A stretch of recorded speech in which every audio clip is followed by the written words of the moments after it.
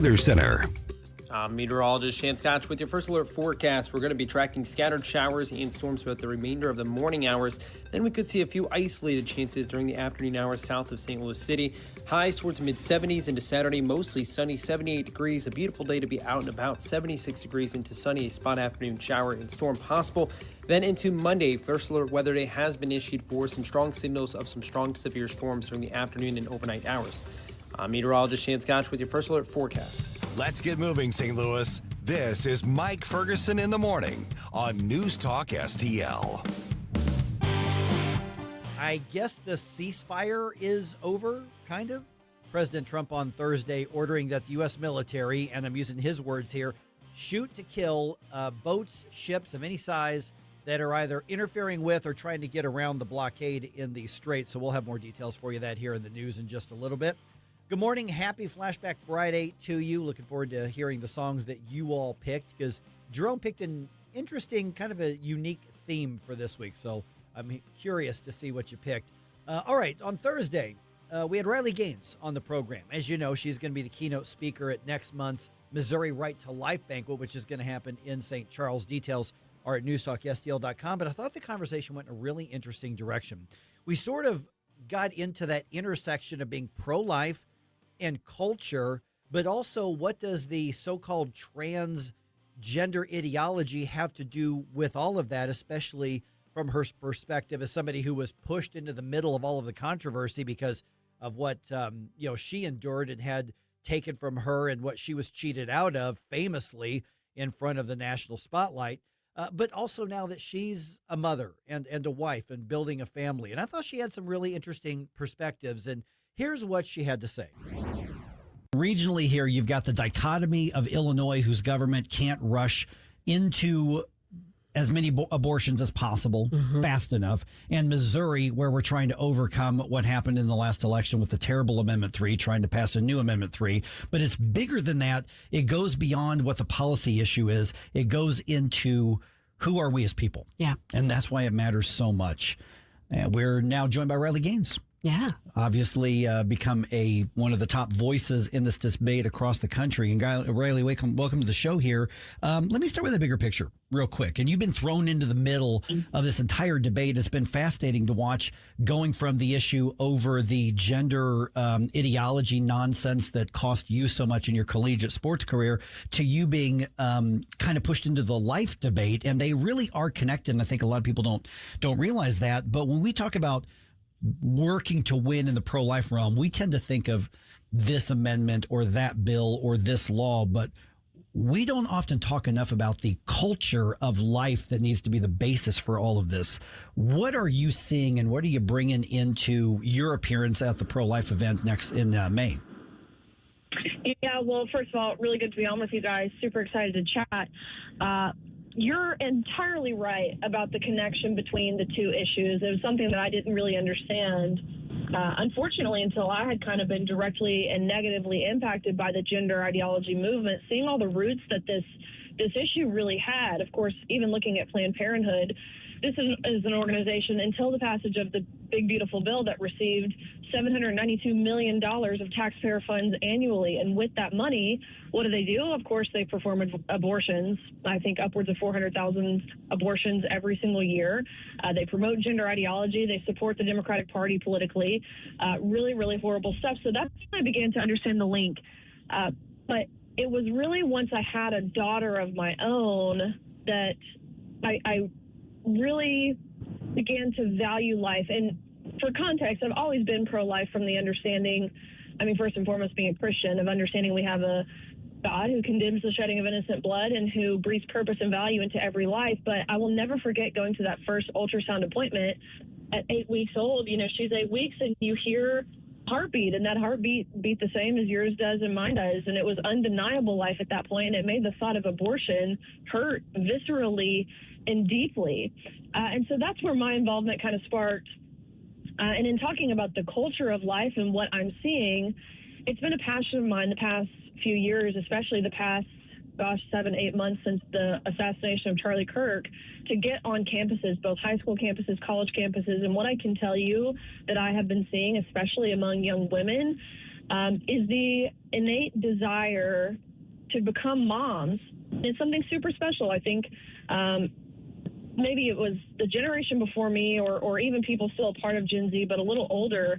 I think they tried to deny that for a while, but now we're seeing kind of like the trad wife trend really take hold, and it's appealing to young people, especially young women. So hopefully we're seeing that shift, and I think a large part of that to thank is people like President Trump, who's made it kind of cool to be pro-life again. It's true. Good morning, Riley. This is Susie Moore. I'm a bit older. I'm Gen X, and I will tell you that I'm someone whose views on life didn't change until I was in my 30s, but also around the time that I had my daughter, who's close to you in age. To me, one of the biggest obstacles, I think, in this is that breaking through that barrier, that messaging barrier, because people who are already pro-life, you don't have to convince. They're already on board with you. It's the people who are still winnable, the people who, when you actually can break down some of those defense mechanisms, when they do start thinking about the issue in real terms, can see the value of life and fighting for that. What have you found has been the most effective way to reach those people who are reachable but maybe haven't come all the way over it yet? Well, I think beyond even just the issue of abortion and making sure that life is born, I think one of the things that especially young women really care about is how can we continue to be pro-life, pro-woman, pro-family, pro-child beyond that child's birth and arrival into the world? How can we keep looking out for those mothers and showing up for them and being supportive, especially moms who don't have a supportive husband, which I can't even imagine. I have found myself in this place of gratitude for my husband and just that support system, what that looks like, how he is able to not even just necessarily provide and protect our baby and our family, but how he supports me in the mission and the fight that I have found myself fighting for. So how can we continue to be there for those women and really embody what it means to be pro-life? Because, of course, that extends far beyond just the baby's arrival into the world. And again, I think President Trump, he's done a fantastic job of that. One of the benefits of his administration and certainly the passage of the One Big Beautiful Bill is making sure we're keeping money back in the pockets of parents, whether that's through child tax credits, whether that's through no tax on tips or no tax on overtime. All of this, of course, again, when you're talking about young families, that benefits those parents especially. So that's what it means to be pro-life, and that's the message we need to be reinforcing, especially to young moms. We're visiting with Riley Gaines, who's going to be at the Missouri Right to Life Make America Pro-Life Again banquet that's happening May 20th. It's going to be in St. Charles. You can get all the information and your tickets link at NewsTalkSTL.com. Let me expand this just a little bit, kind of come back to where we started, Riley. And that was obviously you were first kind of thrust into the national headlines over the whole so-called trans nonsense. And I always say so-called because it's not a real thing. It's a gender dysphoria. It's an ideology it's become. But a lot of people are saying, okay, we'll pick a lane. Are you talking about abortion? Are you talking about the gender ideology? But they really are connected because it has to do with respecting, life as it's made, life as it's created. So when you're talking on the 20th and you're here in town at this event, give us a little bit of a preview of what you're going to be bringing to the auditorium when it comes to linking these things that are just crucial, not just morally and ethically, but literally in cases of life and death. It's such a good point, and it is so true where they're connected in the sense of there's a war on women, there's a war on children, there's a war on what is real and what is true and what is good in God's design. And I think that's how these two issues are connected. And so I plan on talking about maybe sharing a little bit about my experience and how I have found myself in the position that I'm in. But ultimately then what I've learned over the past few years, how these are lies that are built on deception and discouragement and destruction. And who else operates in that way? Of course, that would be Satan. That's his playbook, right? Is to deceive, is to discourage, is to destroy.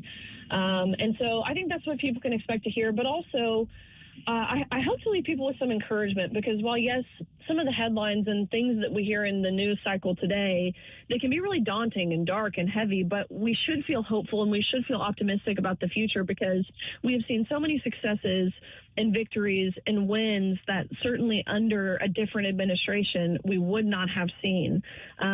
So while there's still, of course, a lot of work to do, there are some victories to celebrate as well that should leave people feeling hopeful about the future and the next generation. Because as you said, and as we've alluded to, I think we are seeing that cultural tide shift. And it's something to kind of revel in, but all without taking our foot off the gas. You know, Riley, you touched on this. You kind of got thrust into this at a very young age. And I will tell you that I mentioned I have a daughter. Her name is Riley. She's 24. Good face. Exactly. And, you know, she went through something similar on a much smaller scale, but her time in college was tough because she did hold more conservative traditional views. And that got her ostracized in some respects. And I just wanted to know what advice you have, insight you have to impart to young women who do have these strong beliefs and want to stand up for them, but are maybe feeling intimidated, maybe feeling like they're going to be talked over or shoved aside if they do speak up. What words of encouragement would you have for them? Here's what I'll say, and what I have found to be useful in my life is I'm not going to sit here and say those things won't happen, that you won't lose friends potentially, or you won't, maybe lose followers on social media. But what I will say is it is absolutely worth it. There is no more liberating feeling than just saying what you know to be true and good and righteous and just and moral. You feel like, honestly, a weight is off of your shoulders, and all of the stress and all of the pressure that I felt in when I had to stay silent, or when I felt I needed to stay silent to keep all of those things that I mentioned I was scared of losing. When I finally found the courage and the conviction to take that initial leap of faith, I felt like a weight had been lifted off my shoulders. And so while you might face backlash, take it on the chin. Find a good support system. Like I mentioned, my husband is that for me. I have amazing friends in my life, people you can lean on, people who know you and your intent and the posture of your heart and where you're coming from. Because speaking for myself, at least, I'm not coming from a place of ill will or hatred or animosity towards one person or any group of people. Again, it's just from the position of, first and foremost, as a Christian, but knowing what is biological reality, even in this case. So it's worth it, and I promise you will feel liberated for it. Okay, May 20th is the Make Missouri Pro-Life Again, Missouri Right to Life banquet. You can get your tickets still. I think they've got some left. NewsTalkSTL.com. Just look for Riley Gaines' picture. Last minute or so that we've got, Riley, again, thanks for being on the program here. I mean, there's going to be a lot to talk about here in Missouri. We've got the Amendment 3 issue that's coming up, but that's the vote that is the end result of needing to sort of relight that fire that respects life and respects, like you said, the biological realities as well. So when you're coming into town here in just a matter of weeks, it really comes down to, are we in this not just to win an election, but to win over generations and a culture, and sort of reclaim that culture that a lot of people are afraid we lost. That's right. That's exactly it. But the good news is, of course, it has not been lost. More work to do, but I'm hopeful for what the future entails, especially when we have an entire generation of younger people who are ready and willing to do what it takes to help make that culture shift happen. Okay, once again, you can find the link to get your tickets to the Make Missouri Pro-Life Again banquet, which is May 20th. Just go to NewsTalkSTL.com, and you can find that discussion with Riley Gaines at the News Talk STL podcast, all the platforms. Look for Mike Ferguson in the morning, and that's a really good one to share with your friends and your family, and just put that up on social media. All right, a lot of ground to cover here, and we'll see what Flashback Friday hits that you requested. I'm looking forward to that myself right here on 101.9 and 94.1 News Talk STL.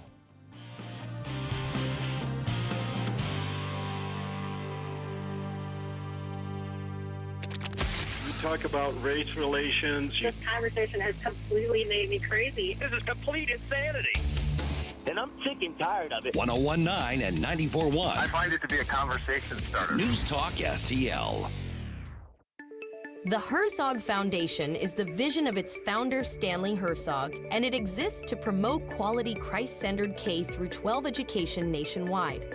Hi, this is Chris Stegall with the Herzog Foundation. We offer a wide variety of resources relevant to today's families, including a free online publication called The Lion. The lion is one of God's most majestic creatures, symbolizing strength and courage. Named for its attributes, the Lion publication carries articles covering a wide range of topics facing American families and culture, especially related to the education of children. The Lion can be found online at readlion.com. That's READ lion.com. Sign up for The Lion at readlion.com and find dozens of must-read articles published every day. Visit readlion.com and subscribe for the weekly and daily digests so you never miss an article. Readlion.com. That's readlion.com. Hunters, we are about 2 months away from turkey season. Are you ready? Hey, it's Mike Ferguson here, and if you stop by and visit my friends at Whistle Pig Outdoors, you will be. Whistle Pig is stocked with decoys from Avian X and DSD, clothing from Banded and First Light, calls from Rolling Thunder and Woodhaven, plus Whistle Pig has those hard-to-find tungsten shells from Apex and Migra. Whistle Pig Outdoors in Troy, Missouri. Just go to whistlepigoutdoors.com. Life's legal challenges deserve experienced representation. For over 15 years, Cole Combs Attorney at Law has been serving St. Charles and surrounding counties with comprehensive legal expertise. From tax preparation and estate planning to family law and criminal defense, Cole delivers personalized solutions for your unique situation. You have traffic tickets, need a business formation, real estate matters, one call will handle it all. Cole O. Combs Attorney at Law. Call 636-949-0010 extension 3 today or visit colecombs-law.com. Streaming TV is where it's at. It's not about cutting the cord anymore. That's old news. It's all about your customized TV options. With the best and cheapest high-speed internet and your own TV subscriptions, we've got your dream TV lineup. Between wired and satellite internet and TV, you now have tons of options. Save money and get more internet speed and better TV today by calling the Whole Home Connect. We scan your location and offer you the best TV and internet options. And we always have specials and promotions. So when you call, ask about that. Take 5 minutes of your time, make this free call now, and learn how to save money and get better internet and TV for your home anywhere in the U.S. Make this simple and free call now. 800-257-1632. 800-257-1632. 800-257-1632. That's 800-257-1632.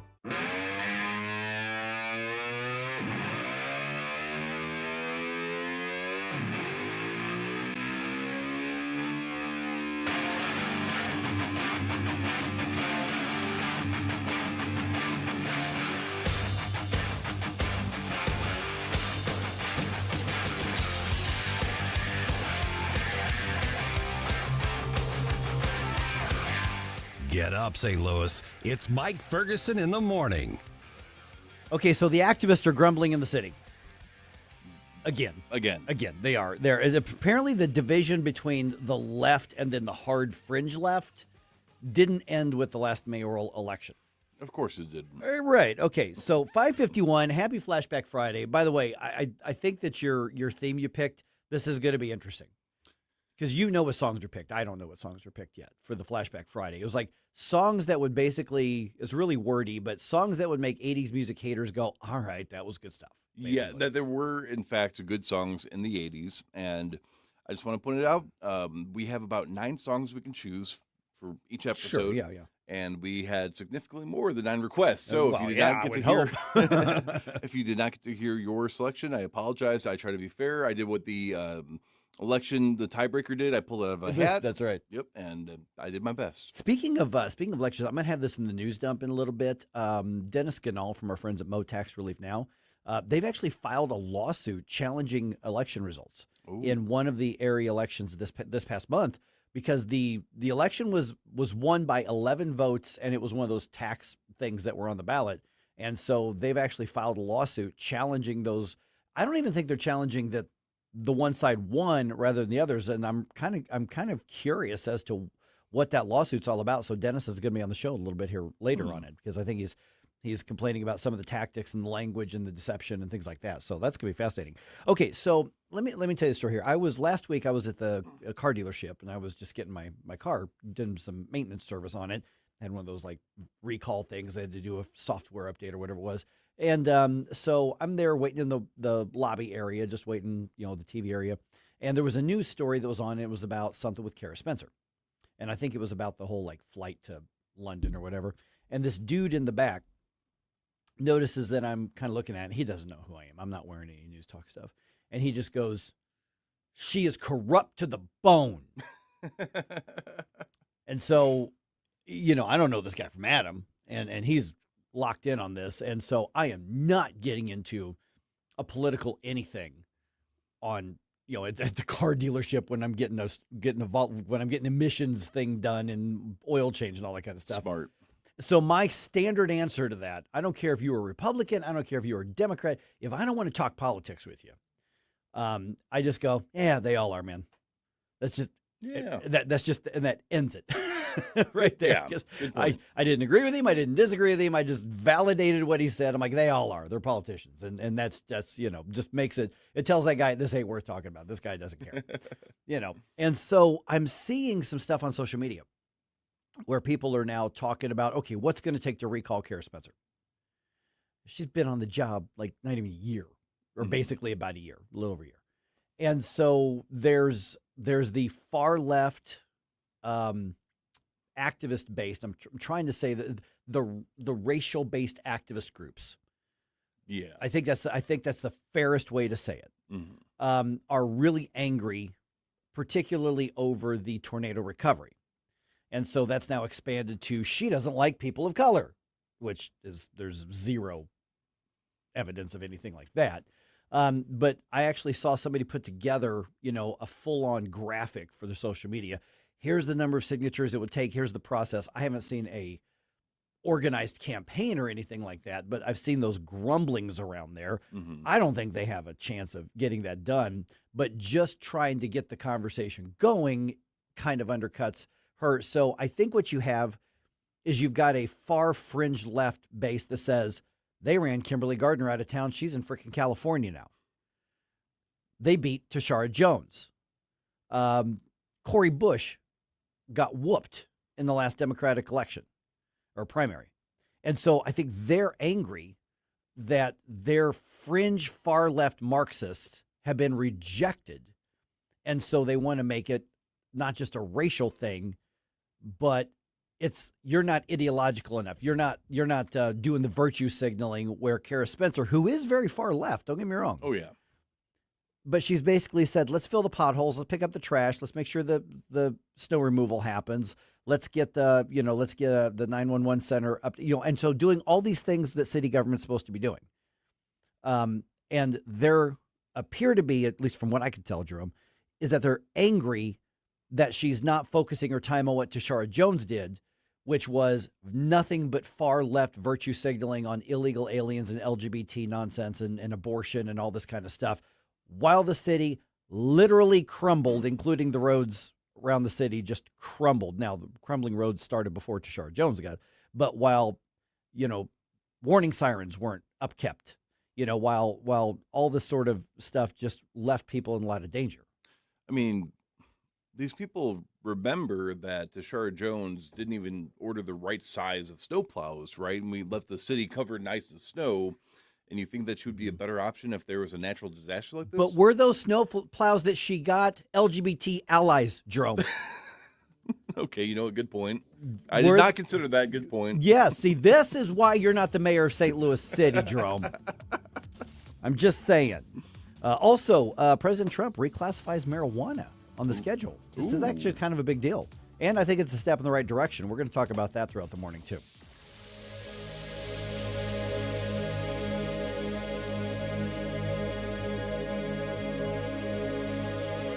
Whether you need an LS conversion, a suspension lift, major repairs, or just routine maintenance, there's one name you can trust under the hood. Hardin's Complete Auto. Julius Hardin and his ASE certified team handle it all, from everyday service to specialty builds, with the skill and experience your vehicle deserves. Don't take chances with your automobile. Leave it to the professionals. Call Julius directly at 314-267-5099. That's 314-267-5099. 1949, the last time a Republican held the top post in St. Louis City. A gallon of milk was 84 cents and streetcars ran down Grand Avenue. Unfortunately, St. Louis City streets are no longer the epicenter of family and business life. In the 80 years of Democrat control, our city has been on a steady decline. Hello, Kirk Hilzinger, chairman of the Republican Party for the city of St. Louis, and we believe it is our duty to provide a different path forward. I invite you to our meetings the first Thursday of every month. Learn more at stl-gop.com. Paid for by St. Louis City Republican PAC. Curtis Farber, Treasurer. Hey there, Chris Cooper here, Serenity Wealth Management, your financial friend and host of the Serenity Wealth Now Show. I've got special guests joining me, Jim Brennan, this weekend with McKelvey Homes. We're going to talk a little bit about one of the biggest, most important American dreams we have, and that is home ownership. So tune in this Sunday and learn what it looks like to move up to McKelvey. Check us out Sunday mornings, 9 a.m., right here on NewsTalkSTL or on Serenity Wealth Now social media outlets. We'll see you then. Investment advice offered through Fortis Capital Advisors, LLC.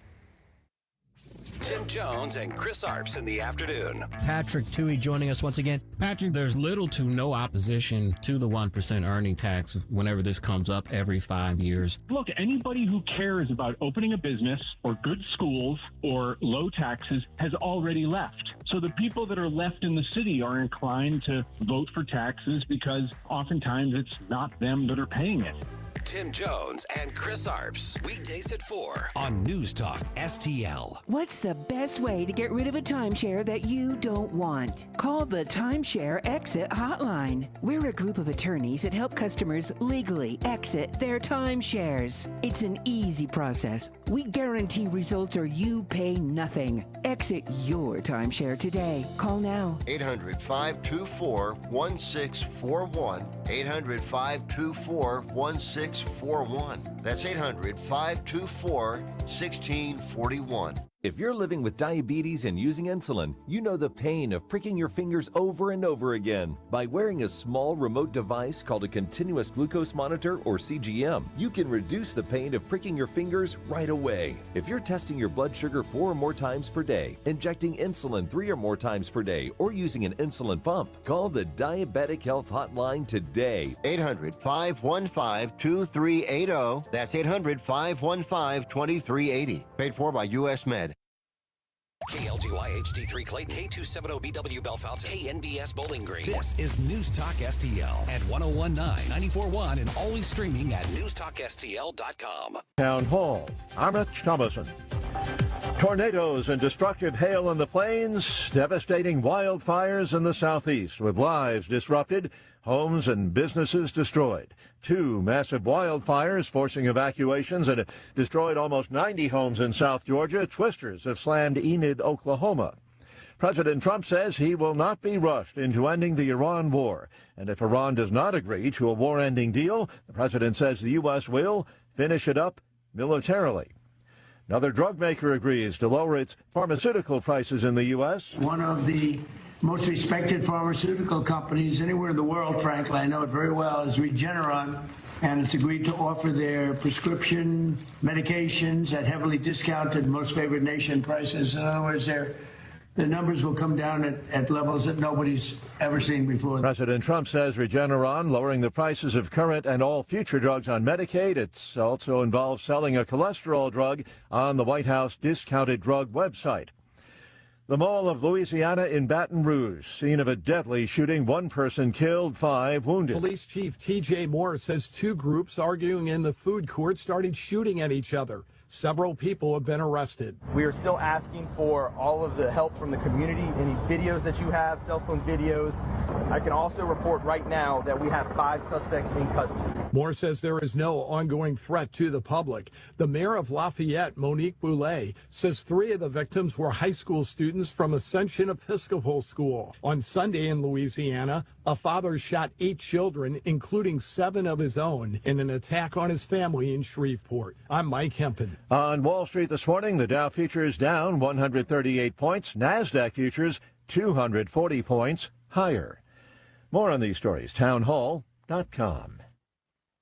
If you're hearing my voice, chances are you're either worried about a parent living alone or you are that parent. And you know your family worries about you too. Either way, there's a company that finally got senior safety right. Connected Caregiver. Connected Caregiver is everything you knew about alert devices, fall detection, emergency button, GPS, reimagined for today.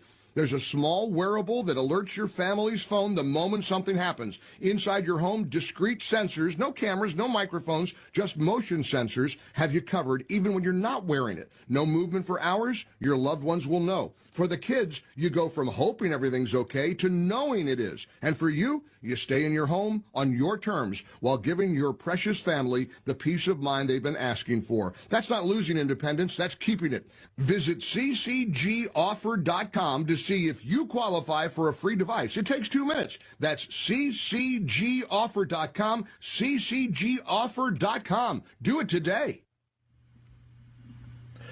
From the Michaels Flooring Outlet Weather Center. I'm meteorologist Shan Scotch with your first alert forecast. We're going to be tracking scattered showers and storms throughout the remainder of the morning hours.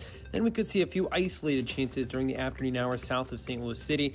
Highs towards mid-70s into Saturday, mostly sunny, 78 degrees. A beautiful day to be out and about, 76 degrees into sunny, a spot afternoon shower and storm possible. Then into Monday, first alert weather day has been issued for some strong signals of some strong to severe storms during the afternoon and overnight hours. I'm meteorologist Shan Scotch with your first alert forecast. This hour of News Talk STL brought to you by Chris Cooper and Serenity Wealth Management. Business owners, download your free playbook for financial clarity at SerenityWealthBiz.com. That's SerenityWealthBiz.com. I'm Dr. TJ, owner of the Institute of Natural Health, co-owner of Optimal Nutraceuticals, and the host of Wellness One. Wellness One is designed to cut through the nonsense and provide you common sense science-based information regarding health and wellness. On the show, we discuss topics like thyroid health, gut health, hormone optimization, and many others. Our show airs Saturdays at 10 a.m. and 2 p.m. and Sundays at 11 a.m. and 3 p.m. right here on NewsTalkSTL. And you can visit us at inhstl.com. That's inhstl.com.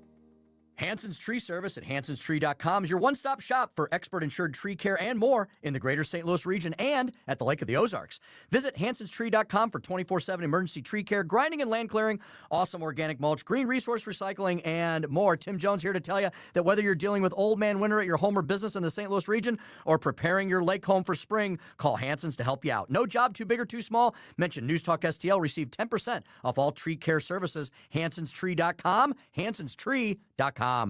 Number one for live and local conservative talk. I just would like to get your comments on that. I'm so glad that you're on the radio, and I want to thank you for that. I'll tell you why. 1019 and 94.1. I love these people. St. Louis is number one for conservative talk. News Talk STL. Mike Ferguson. Are you being intentionally dense? Susie Moore. Have you ever been mistaken for a man? No. Have you? Get up, St. Louis. We're a different kind of clown show. Mike Ferguson in the morning on News Talk STL. I just want to point out that there's an offer on the table on Rumble. What's that? Yeah, because we're always asking people to hit the thumbs up thing. Yeah. If you're watching on Rumble. I mean, this Right. goes for Facebook and Twitter and all the others as well. But was it straight up? Was it one straight up? It was straight up. Yeah. He said anybody who clicks the thumbs up, Jerome's going to make him a Sloppy Joe. Oh. Yeah. So you're not living down the Sloppy Joe thing. Which have been I renamed. deserve it. Yeah. Which have been renamed because of your debacle trying to make Sloppy Joes. They've been called now Sad Jeromes. Sad Jeromes. Yeah. And you can find that entire discussion on the Mike Ferguson in the Morning podcast under the saga of Sad Jeromes. I just want to point out, leave us a like. Please do not ask me for a Sloppy Joe. You're going to take your like back if I make you one, okay? There you go. Yeah, so hit the thumbs up stuff here on all the platforms here. All right, 6:06 right now. We're going to talk about drugs a lot today. What? Oh. I came ill prepared. Hey, welcome to Friday, I came Susie. ill prepared. Good to see you here. Okay. All right. So let's start in Missouri here. You know those hemp products Yes. in the colorful packages? They've now basically been banned in Missouri. The governor signs a new law into place here. A lot of small businesses are crying foul about this. So it's pretty straightforward. Even the more conservative free market limited government Republicans are going, yeah, we're on board with this law here. So essentially what we've got is these hemp products. So not full-on marijuana products. Okay. But they're hemp products, and I'm not into the scene anywhere near enough to distinguish completely. But what's happening now is that those products that are hemp-based products, intoxicating hemp products, they're limited on the amount of THC that they can be sold per serving. It's like 0.4, and I've got some of the details in the news dump here in a little bit, but it's 0.4 milligrams of THC. That's the limit that you can have. Okay. I don't know what's out there now on this, but the biggest complaint has been these things have been sold over the counter because they're not, I guess, chemically, technically marijuana, but they have the THC, they have an intoxicating effect. So they've kind of skirted around the regulations that the dispensary industry wrote when they bought that state constitutional amendment a few years ago. And they don't like that. And so you've got all of these basically head shops and gas stations and things like that. Your gas stations in some of the more sketchy areas tended to do, and they sell a lot of these things. And I guess that's like, in theory, they were only selling them to people who are 18 or over. Rumor has it that may not have always been the case. Okay. But they're packaged in these bright candy-like packages with, cartoon bubble, lettering on the front and all that kind of stuff. And so, lawmakers said, yeah, we're going to knock that off. And so they passed a limit on the amount of THC per serving. Now, there may be 10 servings in a bag, so if you want more THC, you just gobble up, I guess, and deal with whatever the consequences are. But then they're now putting the same requirements as marijuana products in Missouri. Okay. So you can't have all the colorful, cartoonish packaging. Okay, so that affects the packaging. That affects the packaging, and they have to go through the same testing that marijuana products do. And they're only going to be allowed to be sold in licensed dispensaries. Oh, okay. Okay, so essentially what's happened here is that the legal marijuana industry now is going to have exclusive claim over these products. And if there's a demand, then you've got to go through the same thing with the dispensary and all that kind of stuff. And so the small businesses are going, this is a popular thing. We're making money off this. Why are you letting them sell it and not us? And the lawmakers and the governor are saying, and the attorney general for that matter, they're all saying because these things are being marketed to kids. Now they're not going to claim it, but if you've got something that looks like gummy bears or whatever, and so this seemed to be not particularly controversial in the legislature. I mean, there's a few votes against it, from areas that have a lot of these, convenience store association members and things like that. But it's a change that goes into effect in August. August 28th. August 12th, I think it is. Really? This one's different. Huh. And the reason for that is because a new federal law banning these hemp products goes into effect that day. So it is set to go into effect on the same day that the federal law goes into effect. And this is unusual because normally it's August 28th. 28th. And so what's happening now is there's a scramble of what do you do with the stuff that's out there. Attorney General Catherine Hanaway wants them just cleared off the shelves and destroyed. Yeah. That's probably not going to happen. No, they could get cleared off the shelves and they'll just be sold out the back door, or there's going to be some parties somewhere. But they may get cleared off the shelves, but not in the way that I think the government wants it to be. I'm so out of the loop. Do people have hemp parties? I mean, I have no idea, or whatever. But, I mean, it's like marijuana light already, and you're talking about I'm sure it has arguably some beneficial properties, at least to some people, or otherwise it wouldn't be marketable. But I don't know. I don't get it. I think what's marketable is it going to get you high? Yeah. I mean, that's the thing. And, I've talked to a few lawmakers. I talked to Nick Schroer and a few others about this. And, Nick's got a little more of a libertarian streak than probably a lot of the lawmakers out there. Sure. I mean, Freedom Caucus and the whole thing.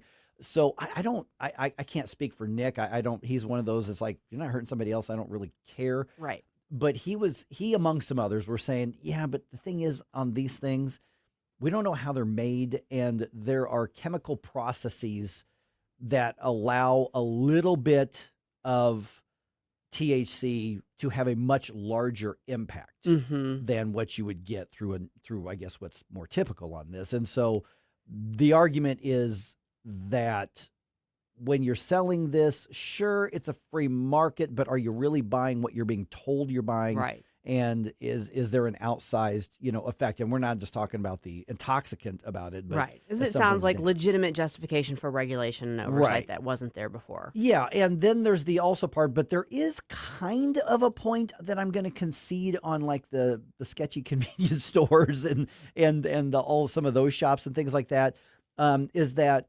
the constitutional change that allowed for the dispensary system that we have now, part of what they wrote into that, because remember, that was the marijuana industry and the dispensary industry that wrote that constitutional amendment, paid for the campaign, and basically bought that part of the Constitution.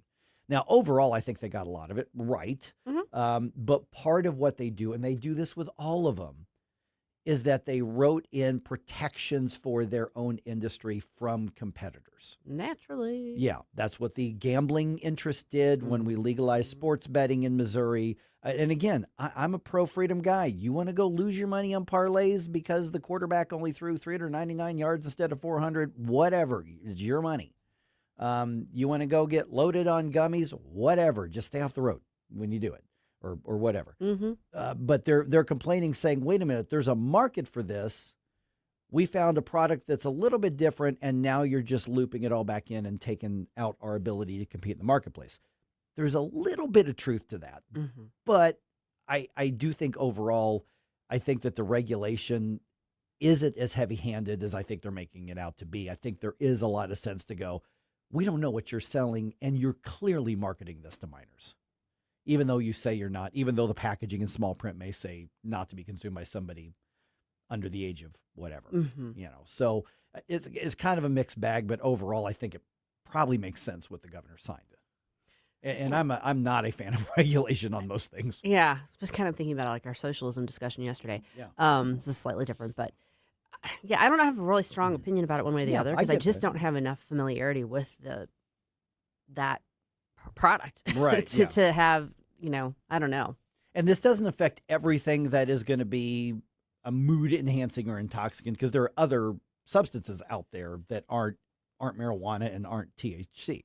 Right. And this is purely the hemp products with a certain amount of THC. Correct. This is specifically something that is related to the marijuana thing. So it's a regulation, and it is eliminating some competition, but the competition was basically skirting the spirit of the law, if you will. Sure. Well, where there's a will, there's a way. Yeah. And, again, none of these little sugar-coated gummy bear worm, whatever they're selling these formats, they're not going into the burn barrel. I'm just saying they're going to go somewhere. Well, I was just going to say the distinguishing factor of all of them is, of course, you don't know that someone is partaking of them because you can't smell it from three apartments down or on the road. So there's that.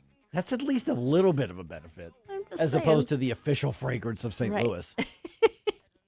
It's it's permeating. It's permeating. On a slightly more somber topic, it looks like the war in Iran could go on a little longer than we thought. Are you okay with that? Hear from the president about that at 6:20.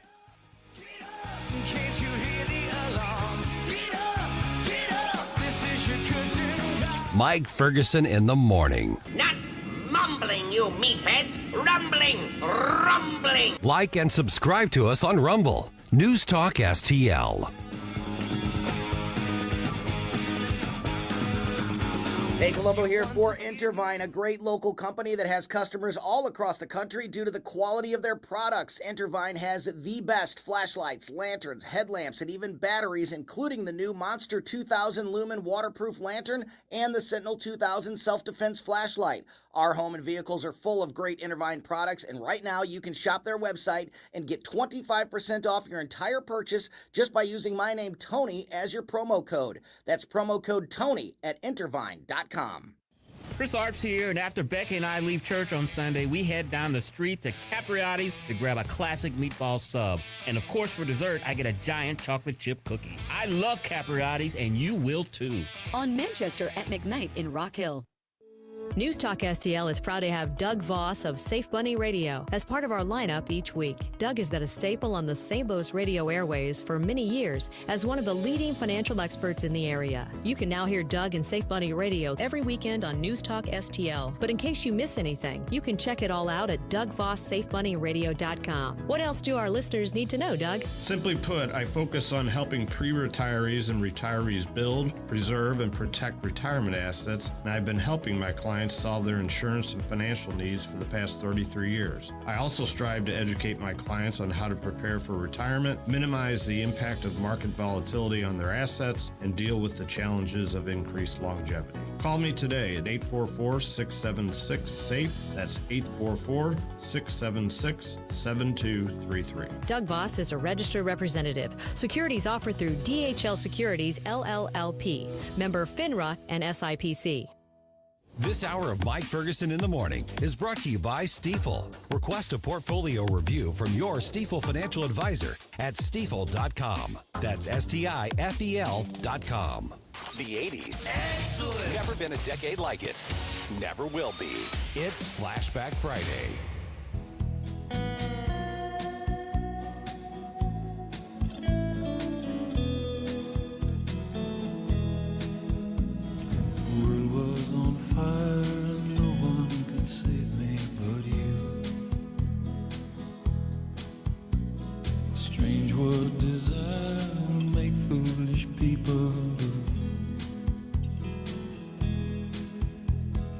I never dreamed that I'd meet somebody like you. Hi, it's Randy Tobler here. Pour a big cup of coffee and catch my show every Saturday morning from 6 to 9. Right now, it's back to Mike Ferguson in the Morning here on News Talk STL.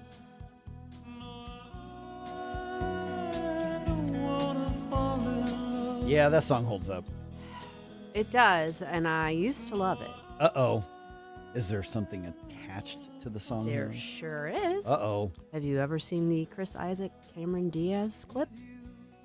The clip. Now, we're not talking the about... one where he forced her to kiss him on stage by holding her face in front of a big audience of people. I do not remember that. No. Because I don't watch I used to watch the show. Wasn't he on a show like back in the early 2000s? It was like a cable show. Something like that. And I think this was like maybe the theme song. Whatever. I mean, I liked him and I liked this music. And then I found out some really ugly stuff about him, and I do not like him or it. Wow, I had no idea.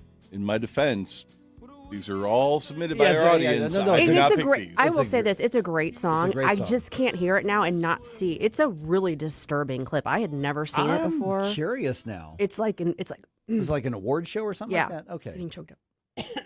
Yeah, not because of that. Yeah, no, it's really disturbing when you see it. Okay, very. I'm curious now because So I'm sorry to ruin whoever sent that in. I do think I loved that song and I think it's a great song. I just don't like the person who sings it anymore. Yeah, so because the theme was, people like there's some people who are just wrong about 80s music, and they think that 80s there was bad music, and so Jerome challenged me. It was like, how about the songs that show? No, there was some really good music. As a song, that was basically almost perfect. Vocally and some of the others. I can't argue that. In my defense, part two. It's not your fault. The theme was good songs from the 80s, not good people from the 80s. Oh, there you go. Fair enough. Absolutely right. It's all just, right. Yeah, sorry. Okay. All right. No, the Trump administration did not technically commit to a specific deadline to wrap up the war against Iran. Mm-hmm. That's fair to say. But I also think it's fair to say the message was pretty clear. This isn't going to take long. Mm-hmm. So is that still the case? We're going to get to that in just a couple minutes here.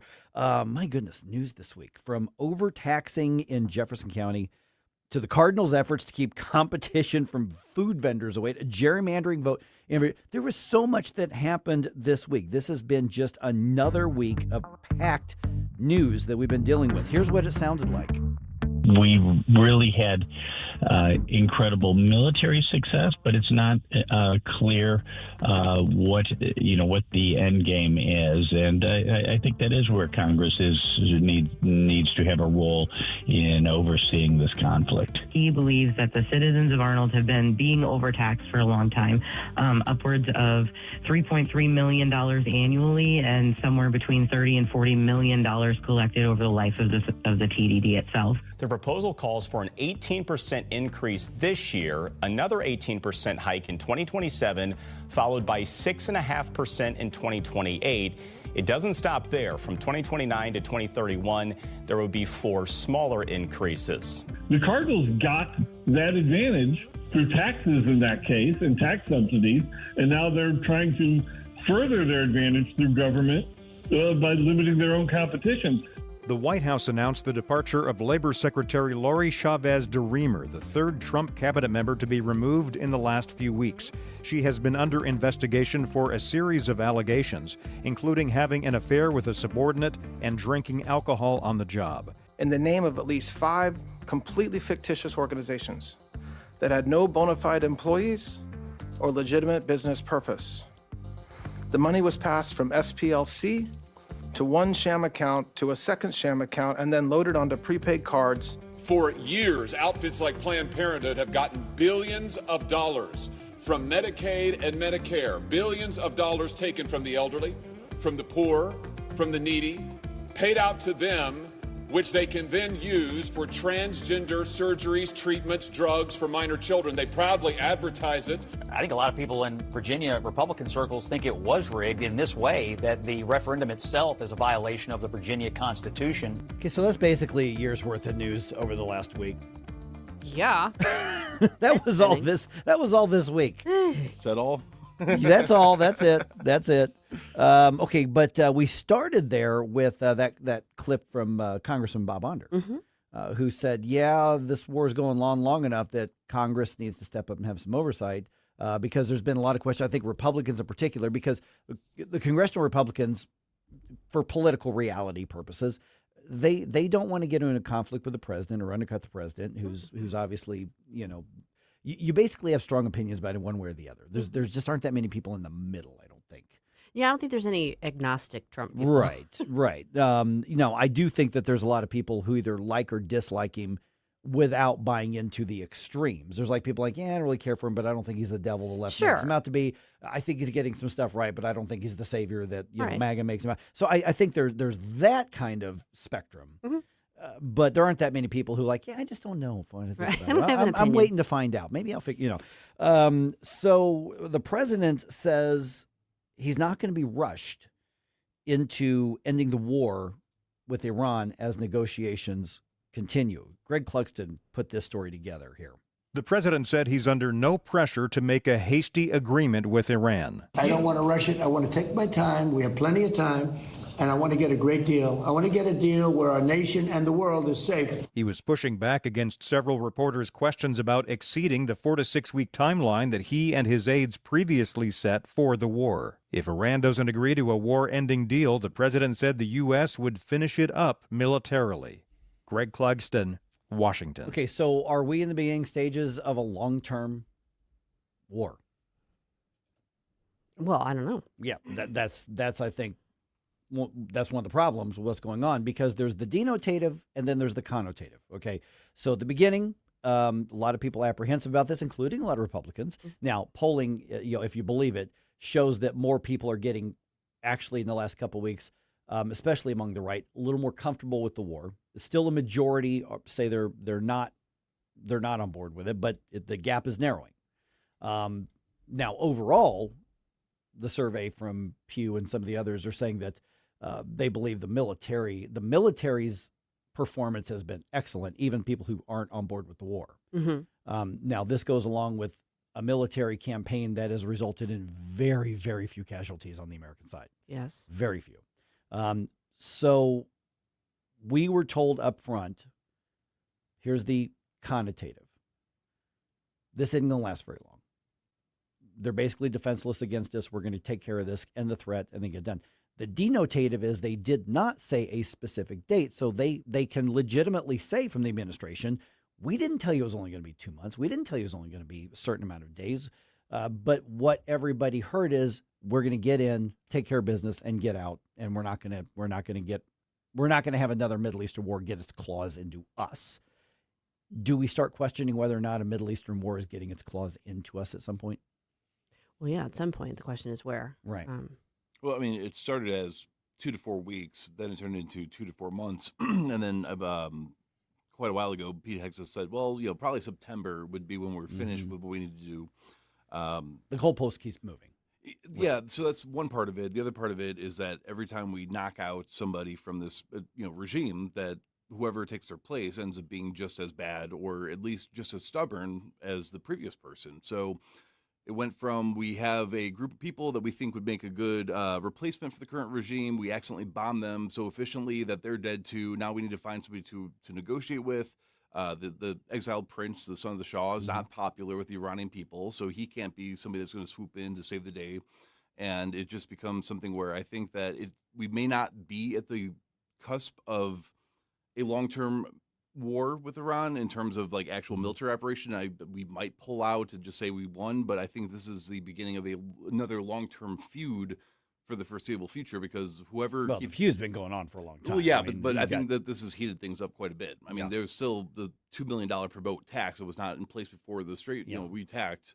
That is still being implemented for boats going through the strait. So yeah, I mean, what you and fair to be fair, you can't find anybody in the administration that I could find who said by this date, by this time, we're done.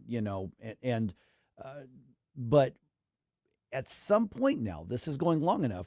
Congress needs to step up and say we have the constitutional role of overseeing this, and it's going to get trickier and trickier for the Republicans in Congress to keep saying, no, we're just going to keep outsourcing it. The Constitution's pretty clear on who's got the authority over war. Mm-hmm. And there are some carve-outs for like immediate threats, and that's what the president has argued. That's what Republicans in Congress have argued. But we're now past that. We're basically at that 2-month period. And Congressman Bob Onder even earlier goes, yeah, Congress needs to step up and begin oversight of this. No, not just because of the funding, but because the longer this goes, the more likely we are going to be committed to being there for a long time. So I guess where I come down on it is this. On the one hand, neither the president nor the Secretary of War or anybody can wisely say, oh, we're gonna go ahead and be done right now or right on this day, because you can't operate that way. But you're signaling to the enemy. Correct. I mean, just wait it out. You've got to accomplish what you ostensibly what your goals are, or else it was all kind of a waste. Yeah. So you've got to do that. You can't limit yourself in that way. But the whole 60-day mark, 2-month mark has been, I think, something that a lot of people, even those who support the administration and who support this operation, have been like, okay, like we should be pretty well wrapping things up. And if it's looking like it's going to drag on, yes, then Congress needs to be involved. This needs to be more of it's not just an immediate emergency type situation where you're, doing a quick strike. Yeah. And I think the administration has gotten a lot of goodwill on the part of most on the right because of the fact that they've been so effective with their prior operations, with the thing, with extracting Maduro from Venezuela, with the operation last June on the nuclear facilities. I mean, they've been very effective, and as you pointed out, the military has been actually excellent in execution. It's just a question politically of where do you draw the line, and where do you say, okay, we've done what we wanted to do, we're getting the heck out of here. Well, the 60-day mark, I think, should have been probably the goalpost for the entire time because of the War Powers Act. Powers Act of 1973. Yes, thank you. The coffee's still kicking in. So they legally, because this does not, from what I've read at least, I'm not a military guy, so correct me if I'm wrong, but this does not qualify as what would be considered a military action other than war, which is the only other option that they have for a non-congressional approved act to repel an invasion or a threat. And yeah, there are military actions that can be taken that are not constituting war that Mm-hmm. also would not fall under the Wartime Powers Act, but this does not meet the This definition. is a war. So the legalities of the War Powers Act have never been completely litigated. Yep. It's never been fully tested. But there's a general understanding, and I think, kind of mutual agreement that there's a point at which it stops being the one thing and it becomes something else. And I think we're very close to being at that point. This is a war. This is a full-fledged war, whether it's declared or not. That's what we're fighting right now. Now, Don points out, though, Iran has never kept its word. Just stop playing games with the IRGC and get it done and over with. So just one that's where a lot of people Well, feel about I it. think everybody agrees on that. At least, I mean, and I'm still one of those, I'm like, I don't know that this scale was necessary. I'm not an expert. I'm reserving judgment on it. But I do fully believe that Congress has a constitutional duty to claim its authority on this. But Congress members are facing midterms right now, and they don't want to do that. They'd rather have plausible deniability and just say, hey, I'm on board with the team when they're going to run for re-election. It's not just about the war itself. It's about the politics as well. And it shouldn't be, but It shouldn't be, but yeah. But you're right. Now, in other news, though, an illegal alien could be the world's most incompetent spy, and he was actually caught here in Missouri. Yeah. Oh, yeah. Okay, Yeah, he was. We're going to tell you that story here at 6:35. And there was no other outcome to him getting caught. It was the only thing that was going to happen to this guy. Wow. Yeah.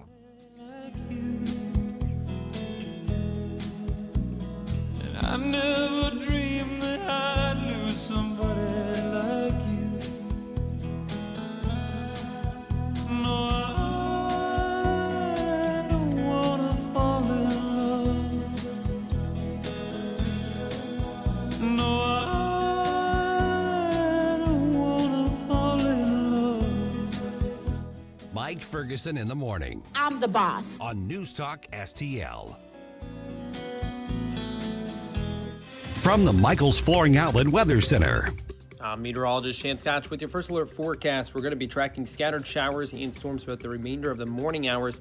Then we could see a few isolated chances during the afternoon hours south of St. Louis City. Highs towards mid-70s into Saturday, mostly sunny, 78 degrees. A beautiful day to be out and about, 76 degrees into sunny, a spot afternoon shower and storm possible. Then into Monday, first alert weather day has been issued for some strong signals of some strong severe storms during the afternoon and overnight hours. I'm meteorologist Shan Scotch with your first alert forecast. Hey, Tony Colombo here with Tim Jones for our friends Rodney and Jen Wallner, the Wallner home selling team at Berkshire Hathaway, the #1 home selling team in the St. Louis area, and I can say that from firsthand experience. My wife and I were blown away from the results that we saw from working with Rodney and Jen, from selling our old home faster and for more money than we thought possible to finding our family's perfect new home. They over-delivered every step of the way, and right now it's still very much a seller's market. So, Tim, for folks that have been thinking about selling their home, it's a perfect time to call the Wallners. That's right, Tony. And don't forget, they're licensed in both Missouri and Illinois, so no matter where you are in the metro area, you can put St. Louis's #1 home selling team to work for you. The Wallners' experience and work ethic, second to none. And of course, the numbers speak for themselves. The Wallners sell 15 times more homes per year than the typical realtor. Right now, they're working with so many qualified buyers, they'll guarantee to obtain you an offer. If you've been thinking about selling your home, don't wait. Call the Wallners now at 314-810-SOLD. That's 314-810-SOLD. For the Wallner home selling team. Hey, it's Susie Moore. If new flooring makes you think hassle, think again, because Michael's Flooring is changing the game. For over 30 years, Michael's has been locally owned and trusted for quality, variety, and amazing service. Whether it's carpet, hardwood, laminate, luxury vinyl, or ceramic tile, their expert team makes installing new floors exciting, not stressful. That's why customers keep coming back. Visit Michael's Flooring at St. Peter's, Starting Prairie, Creve Coeur, or online at igotfloored.com. That's igotfloored.com. Looking for unbelievable deals? Stop by Overstock Outlet in Lake St. Louis or Warrenton. Open 7 days a week. Discover big savings on a huge variety of merchandise with no hassle. Just great prices. Visit us in Lake St. Louis on Highway N or in Warrenton on Boones Lake. Check out our Facebook page at Overstock Outlet Lake St. Louis or go online to overstockoutletstl.com. Unbeatable value, friendly service, and you never know what we'll have at Overstock Outlet. The Vic Porcelli Show. President Trump signed an executive order to fast-track psychedelic drug research to treat veterans with PTSD. We'll talk with Dr. Salvatore Giorgiani, I think he's Italian, Thursday at 10:41. Weekday mornings at 9 on News Talk STL. The 80s. Bueller. The 80s. Let's go while we're young. Never been a decade like it. Shall we play a game? Never will be. Where the beat? It's Flashback Friday. I wake up to a sunny day 'cause I love a rainy night. Yeah, I love a rainy night. Well, I love a rainy night. Well, I love a rainy night. Ooh, ooh, I love a rainy night. Hey, this is Todd Showalter. Join me on Saturday at 5 as I try to put some fun back into this dysfunctional radio station. It's the Right Mind Show with me, Todd Showalter, at 5 on Saturday. And, you know, speaking of dysfunctional, let's get back to Mike Ferguson in the morning. I used to love this song, Eddie Rabbit. Mm-hmm. This is one of my dad's favorite songs. Yeah, the I think the tambourine makes it in there. Yeah. It's such a good feel-good song. This was early, this is 82, 83, It's something gotta be like early that. 80s. It's early 80s. Oh, yeah. That was a great song. It was. Yeah, how do you listen to that song and not start bebopping around somewhere? I mean, this may be like an 8 on the Susie dance scale. I even saw you bobbing to I it. was- You don't I usually was- bob. You headbang. Here's the thing, though. When that song started, I'm like, holy crap, that took me back to being a kid. I used to love that song. We still got Susie singing along Oh, there. yeah. Great That's a pick. That's a great song. All right. Okay, so let me make this clear. I don't feel bad for the apparent Chinese spy or the wannabe Chinese spy. Okay, I don't feel bad for him. Okay, who's also, by the way, an illegal alien. Okay. As well. So you get the details on this dude, and you're like, let's get mad and let's get scared. A Chinese illegal alien was doing spy stuff. Okay, so let's get the rest of the story here. Okay, so he was caught outside of Whiteman Air Force Base, outside of Knob Noster, so Near Kansas City. central south, sort of. It's not quite southwest Missouri, but it's not quite central Missouri, so right in there. So he's pled guilty in federal court to illegally photographing a vital military installation and military equipment. So here's what happened is Keelan Wu, 35 years old, he was found walking around the perimeter of Whiteman Air Force Base. There's a big fence all the way around. I've been to Whiteman a number of times, and in Knob Noster. And so he was driving around in a minivan, and then he went in there and started taking videos and pictures. And it looks like it was like just with his phone and stuff. And so he was kind of intercepted. And they're like, dude, you can't do that. You can't take video and pictures of like the B-2, and you can't do that around this military base. So the next day, he came back, and they caught him again when he admitted to taking videos and photographs of the installation of the fencing of a gate and the military equipment. He was taken into custody, and then, by the way, they alerted ICE because it turns out that he's illegal. How'd he get here illegally, Mike? Okay, well, you have to go to the dates that he came in here illegally. It turns out that Wu entered the U.S. illegally in Arizona in June of 2023. You don't say. I'm saying. You mean all those videos we saw of a bunch of Chinese nationals with their suitcases standing on the border like they were going to just walk on into the country and did? Yeah. This is like from that. Right, exactly. Okay. And so there's the threat that could have been, and then there's the threat that probably wasn't, because the dude spilled the beans and admitted that he was taking videos and pictures. He's not a good spy. They looked and they found 18 images and videos on Wu's phone, and he said that he admitted photographing another U.S. Air Force base and its aircraft. So apparently his minivan wasn't clandestine enough to drive around the edges of Whiteman Air Force Base, where the B-2 bomber, you know, the thing that blew up the nuclear facilities in Iran, that came out of Knob Noster. Yes, it did. And so here's the thing is like, okay, an illegal alien who came through our southern border from China, I guess I should say it, China. China. And then he's trying to take pictures on either his phone or just a camera from outside the fencing. Now, I'm going to go out on a limb. I'm not an international intelligence expert. I just want to put that out there in case anybody confuses me for one. But you've watched shows involving it, so I maybe have, you could be. and I'm going to go out on a limb and think that the CCP probably knows what our fences, gates, and B-2 look like from the outside. Probably. I don't think he gave them any vital intelligence despite his best efforts. Maybe he was trying to impress and was, failed. Yes. At that. Okay. Yes. Can I tell you why this really threw me for a loop when you first started talking about this? Why's that? Because just this week, we covered an article, FBI intercepts Chinese national at JFK Airport after airbase incident. This was on April 21st that we wrote this. Another day, another Chinese national in the United States busted for doing something he shouldn't have been doing. Yeah. This time it was a Chinese national photographing aircraft at Offutt Air Force Base in Nebraska. Yeah, Nebraska, yeah. So, that just happened, and it's a different guy. Yeah. But, I was like, wait a second, it was Nebraska. No. Two different guys, two different bad spies. The significance of Offutt, though, is if there's a national threat, that's where the president and vice president, they go. I mean, it's set up to be to protect the president. The bunker of all bunkers. Yes, the bunker. And so in this case here, it's again, I don't feel bad. I'm glad they caught him, send him back to the CCP, throw him in jail, whatever. But he's kind of dumb. I'm like the story that was very objectively written, but he just seems kind of dumb. I'm picturing kind of hapless.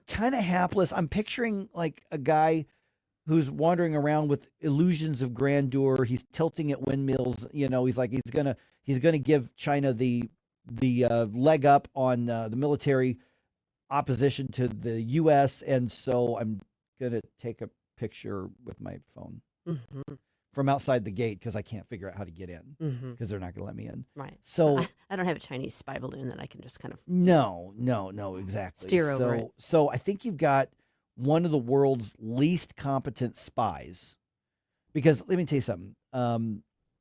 I used to live in Warrensburg. I went to school for a couple of years in Warrensburg, and Knob Noster is right down the road. Let's just say that somebody from another country who's driving around is going to get noticed in Knob Noster. Likely. It's going to be that. I mean, soccer mom van notwithstanding. Right. Yeah. There's going to be in Knob Noster one of those, you ain't from around here, are you? You're going to stand out. Yeah.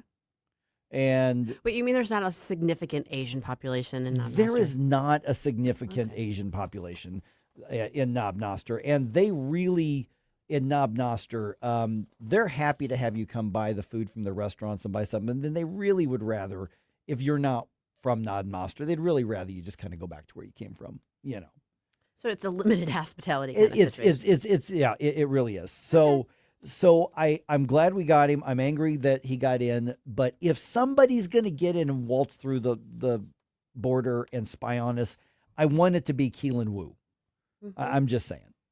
This is is that not bad? Is that bad to say? I'm just saying if we're gonna lay down at the border, at least do it for this guy. Yeah, I don't know. Okay. I'm completely on your side, Mike. Right. If somebody is going to attempt espionage and spy tactics, I would rather them be completely incompetent and ineffective with it than to be somebody that could actually do something, against us. Yeah, if those are my choices. I guess what I'm saying is this. I think given the volume of people that were let into this country, unvetted, and given the clearly nefarious aims of the CCP. Right. This guy's the one that got caught. Right. This guy I was just talking about also got caught. How many guys haven't got exactly? Caught? So that's why I'm hesitating. You would think of all nations on the planet, China would know not to order their spies off Temu. You would think. But I also think there might be the idea of safety in numbers. So, you throw a few thousand of them out there. A couple of them are going to be duds, but, you expect that. Right. And so what are they going to do with him? And maybe you see how that's reacted to. And the swifter guys are doing a little bit more nefarious stuff. Right. Yeah. I don't know. This guy used to be a police chief. Now he's about to become an inmate. We've got the conclusion of a criminal case that hit a small community here in the metro. Speaking of small communities, that's in the news dump at 6:50. In the moonlight shadows, showers wash all my cares away. I wake up to a sunny day 'cause I love a rainy night. Yeah, I love a rainy night. Mike Ferguson in the morning. He picked the wrong schoolyard to come into, I have to tell you this. On News Talk STL. I love a rainy night. This is 101.9 and 94.1. Female millennial Trump supporter. I listen to it like every day. Like, seriously, you get it. News Talk STL.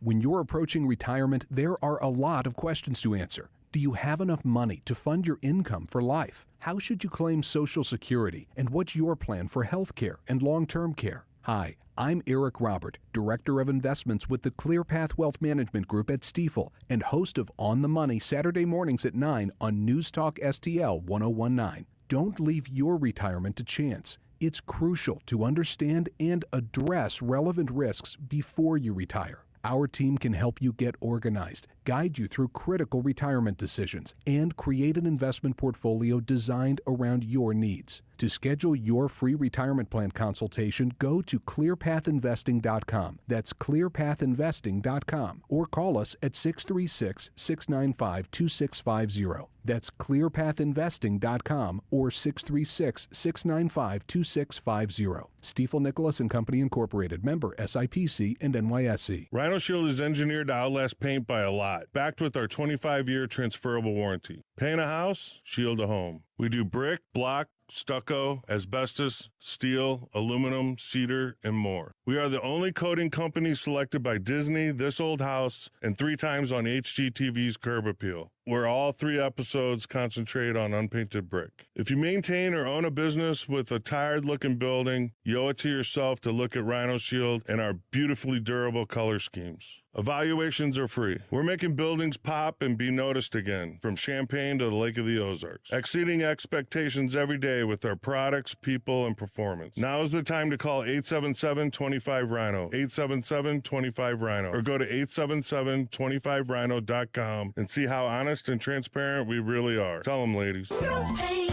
don't vinyl, go Rhino Shield. Never paint your house again. Rhino Shield. This hour of Mike Ferguson in the morning is brought to you by Stifel. Request a portfolio review from your Stifel financial advisor at stifel.com. That's STIFEL.com.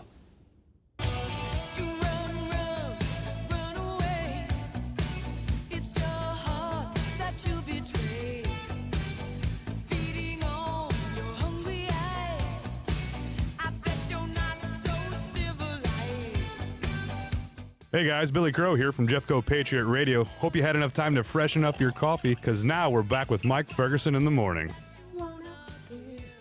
Band's called Scandal. This video. Patty Smythe, right? Patty Smythe. This video is a little too broad. It's wild. Yeah. Yeah, but there's a really fascinating trivia question about Patty Smythe, though. Don Henley? Well, there's that. No. But after David Lee Roth left Van Halen. Oh, yeah. She was their first pick to replace him. But, I saw an MTV interview with her. She's like, I was having a baby. I just had too much going on. I just couldn't do it. And so before Sammy Hagar was approached, Patty Smythe was approached to be the lead singer of Van Halen, according to multiple stories out there. I actually want to hear a crossover between them now. That's fantastic. Yeah. So a lot of people don't realize that. I mean, things worked out pretty well for the Van Hagar era. They did. I honestly, you listen to her voice, and she was that pop rocky singer, which is what David Lee Roth is. Mm-hmm. Eddie Van Halen once said, Van Halen is made up of 3 musicians and 1 rock star. He's like, we're here to be musicians, and he's a rock star. 1984, something like that. I know it's 80s. Yeah. It was mid 80s. I remember it being big while I was I think summer of 84 it was big. Something like that. Yeah.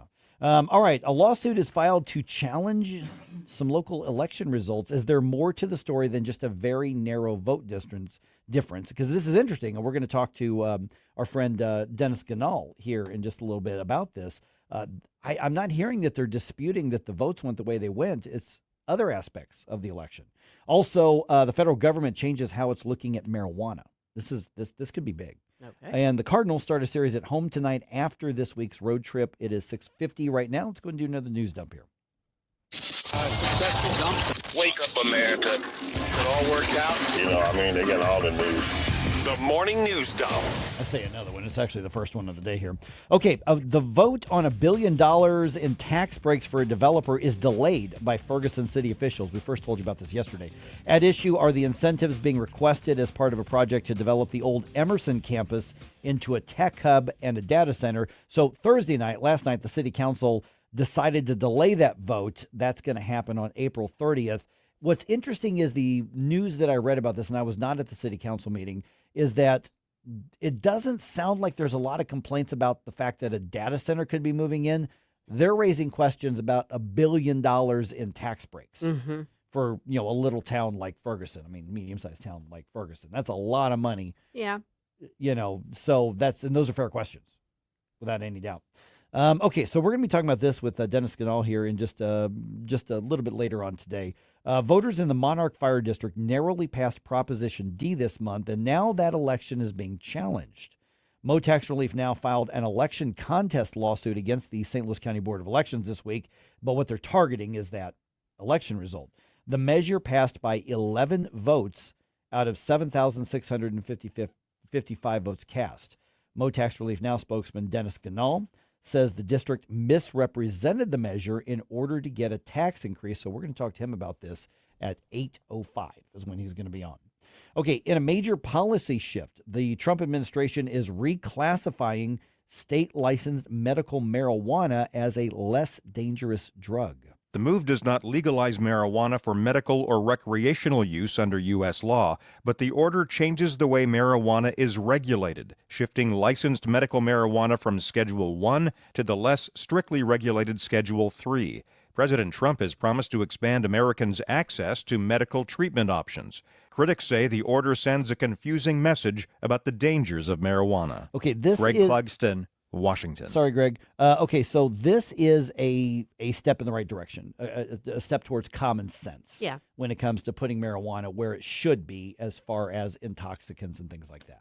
I think so. Yeah. I mean, I understand the concerns about the dangers of it, and I think there's some legitimate discussions to be had, particularly over the way things are now versus the way they used to be. But I also think that it needs to be, if it's going to be scheduled, it needs to be scheduled appropriately. You need to recognize that there are some medicinal benefits from it as well. And up until this change, and as far as I can tell, I think that this is within the president's scope of authority. I think he does have the right. Get out, really? Because when's the lawsuit being filed? Right. I mean, because, this is an administrative thing, and this is part of the departments that are under the executive branch. So I think that he does have this authority.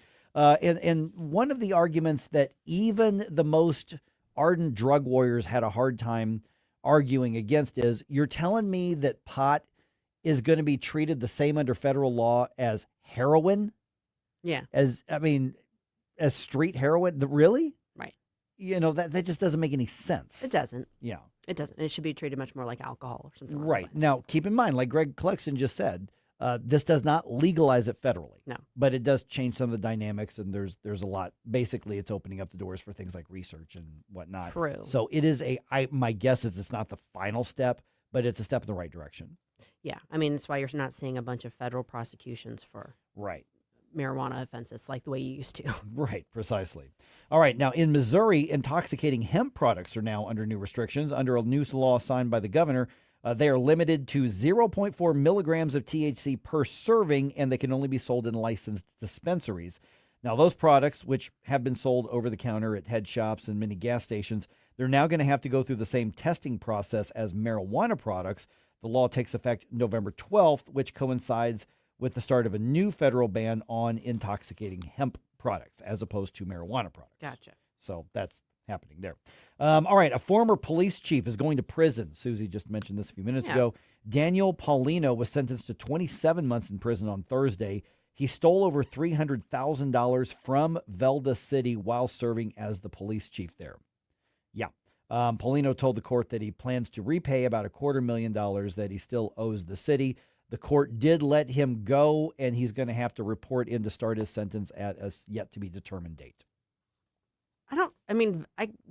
Did Velda City even have that money to spend? I mean, like, come on. Yeah.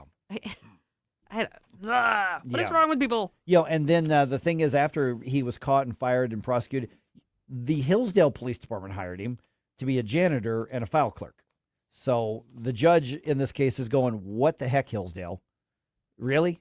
And they're like, well, he didn't have access to any of the money, and the guy needed a job, and the blue line community is pretty small there. But yeah, that didn't go over very well either. Yeah. Yep.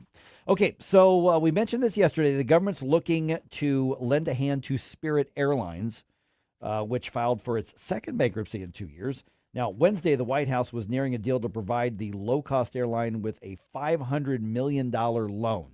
Okay, but Thursday, President Trump told reporters in the Oval Office the government may just buy the company outright. Here's part of what he said. Great people and great employees who are thinking about doing it, helping them out, and meaning bailing them out or buying it. I think we just buy it.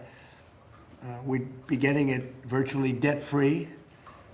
They have some good aircraft, some good assets, and when the price of oil goes down, we'll sell it for a profit. Okay, among those criticizing this move, Senator Ted Cruz criticizing the loan offer on X, calling it terrible. Senator Tom Cotton of Arkansas saying if the company's creditors or investors don't see a way to bring it back to life, he can't see the government saving it either. And also, can I just add, this is nowhere near what the Constitution allows the president or the federal government to do. There is absolutely no reason for the government to buy a failing company to say we're going to invest it and flip in it. That is not what the federal government is for. This is ridiculous. If you don't like Barry Obama picking winners and losers, you shouldn't like Donald Trump. I don't like any of them doing it, not because of the personalities. This is not what government is for. I agree. And again, if there's somebody who could buy it, fix it up, and flip it, might be Donald Trump. Do it on your own money when you're not the president. Airline fixer-uppers. Yeah, look for that show on Home Channel. All right. The experts have spoken again. Yep, according to a pest control professional quoted in the Huffington Post article I saw today, you should never set your delivery packages on your kitchen table. Okay? That's because cardboard is basically an easy-to-get-into hotel for insects, and that's because it traps moisture, has plenty of hiding spots, and it's easy for the bugs to grab on and climb into. The advice they give, open the packages someplace you clean regularly, break down the boxes right away, and take them somewhere away from your food. In other words, we have another thing we're supposed to be scared of all the time.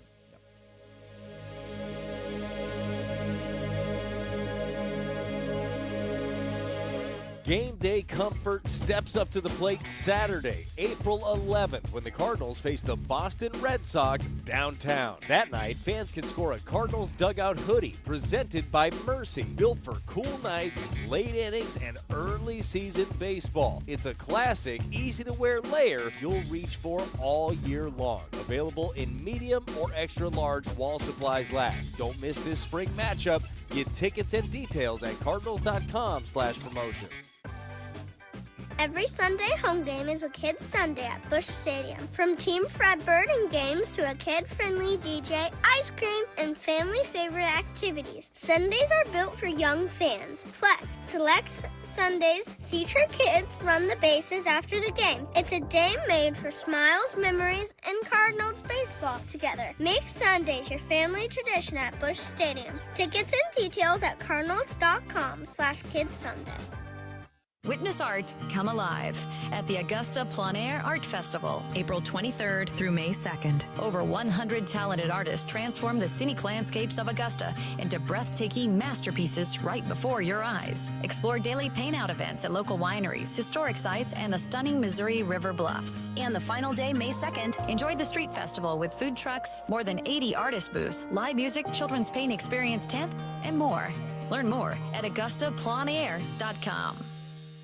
Are you struggling with life's pressures? The Flot Line has answers. Join host Rick Hughes for biblical principles and learn how to build a spiritual flot line in your soul. Discover God's plan for your life. Sunday mornings at 9:30 on News Talk STL. Hey, Columbo here for Rockwood Charcoal. Rockwood is made from 100% pure Missouri oak and hickory, so you're cooking with the best and supporting local industry and a local business all at once. There's over 100 area Rockwood retailers. Find yours at rockwoodcharcoal.com. KLGY HD3 Clayton, K270BW Bellefontaine, KNBS Bowling Green. This is News Talk STL at 1019, 94.1, and always streaming at NewsTalkSTL.com. Key news this hour from Town Hall. I'm Rich Thomason. President Trump says he's taking his time, the time needed to secure a great deal with Iran. With the war dragging past the president's projected 4 to 6 week timeline, he said he's in no rush to end the conflict before an acceptable deal is reached. I took it out militarily. Now all we're doing is sitting back and seeing what deal. And if they don't want to make a deal, then I'll finish it up militarily. The president said Iran's leaders are very disorganized and are fighting like cats and dogs, which has contributed to a pause in negotiations. Greg Clugston, Washington. Gas prices creeping up a bit. AAA's national average for a gallon of regular, $4.05. It's up a couple of cents from yesterday.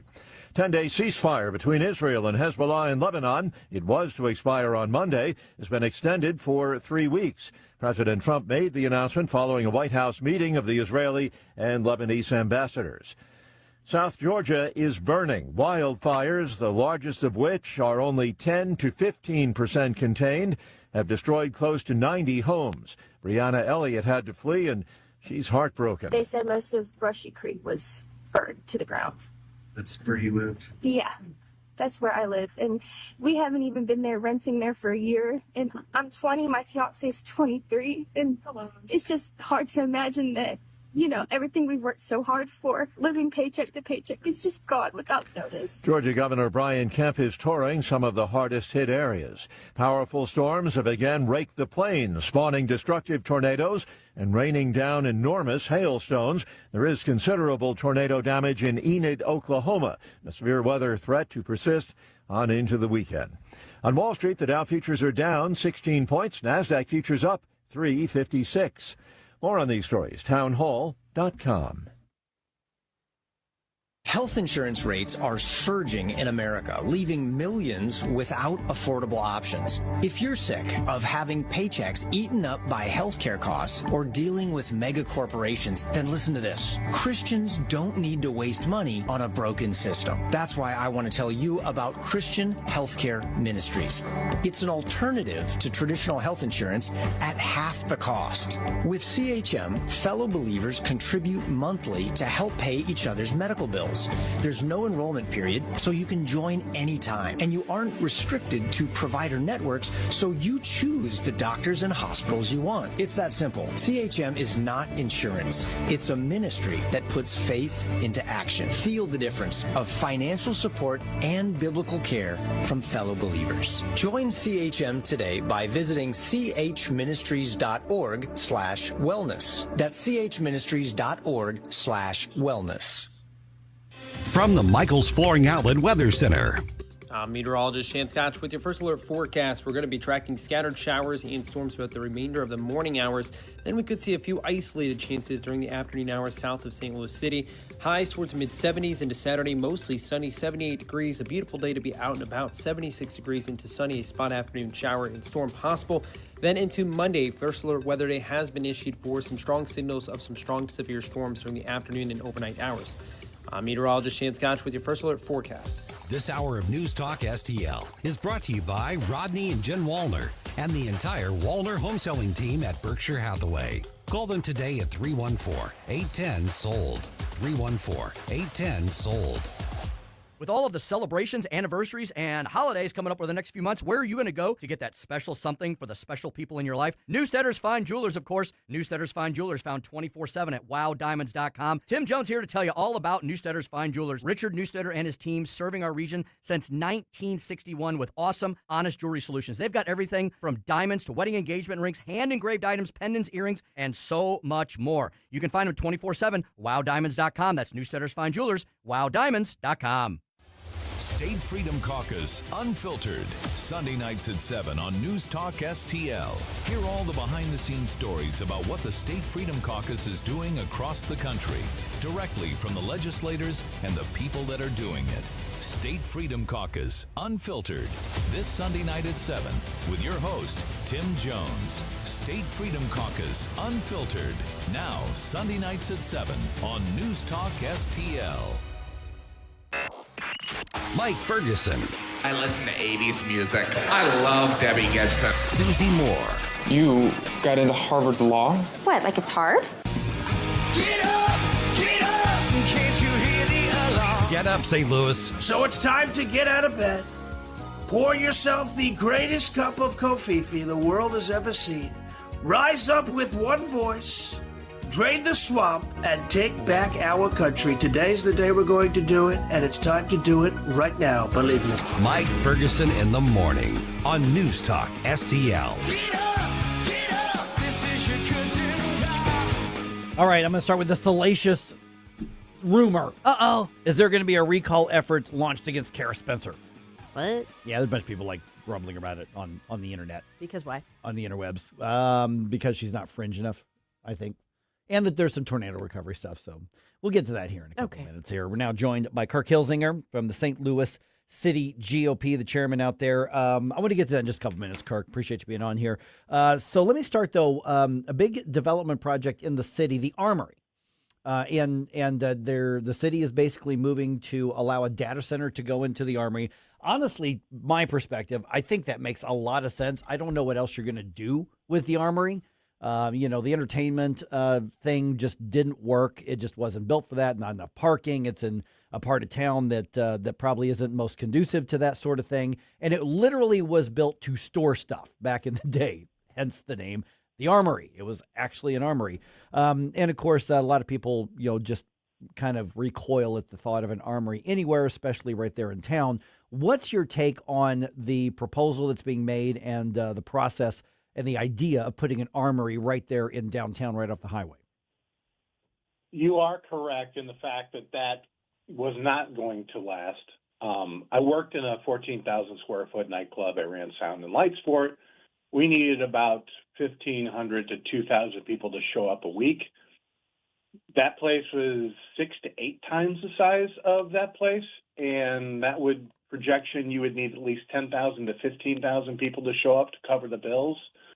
And when people started having their cars broken into and walking outside and hearing shots, that's just not going to make it. And so I don't think another entertainment venue is going to go in there. Now, the data center that they're looking to put in there is about a $3.1 billion investment into St. Louis City, which the city graciously needs. And if I project from the numbers from the Festus data center, that looks like possibly a $15 million per month injection of revenue into the St. Louis city government, which we can all argue about whether or not they spend the money wisely. But that would do a lot for St. Louis City, especially considering how many businesses we continue to lose because of the defund the police Democrats. Good morning, Kirk. Is there pushback or serious pushback against this as an idea for use of that space? I mean, it seems to me to make all the sense in the world, but I know a lot of these data centers have been facing a lot of pushback. Well, that's because, and I might give you some more information. We have been tracking where these movements of anti-data centers have been coming from, and there is a group out there that is using people who do not understand about what data centers is, and any of you on Rumble right now, you're reviewing it from a data center. They don't understand that the other end of their phone and the other end of their computer are more than likely connected to a data center somewhere. Those of you on Facebook, there's 148 hyperscale data centers in 36 different markets. The closest one you're connected to is in Kansas City. Okay, now, to follow up with the data center, one of the, obviously, developers who specializes in this, there was a lot of, aha, gotcha kind of thing when Kara Spencer goes over to England to do this photo op with this new direct flight.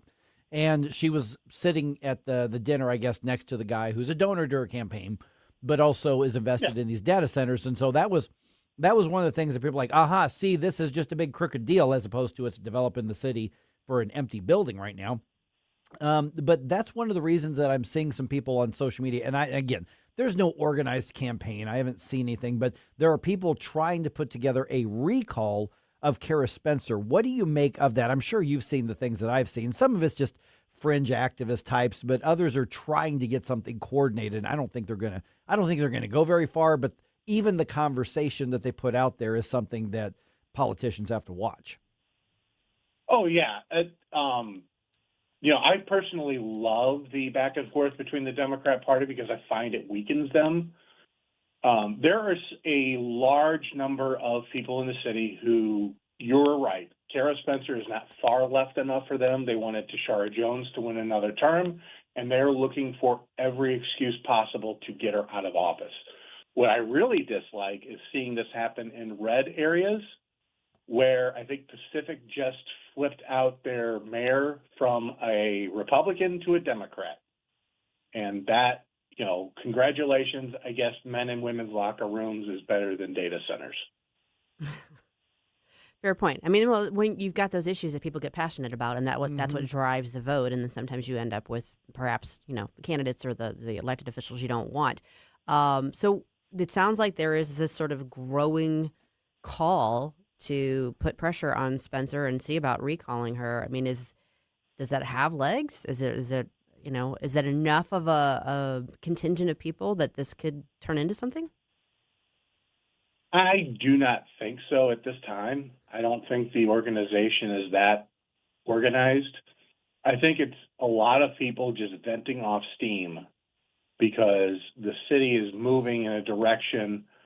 It's not purple, but it's moving less crazy far left right now under Kara Spencer. And I have a lot of disagreements with Kara Spencer.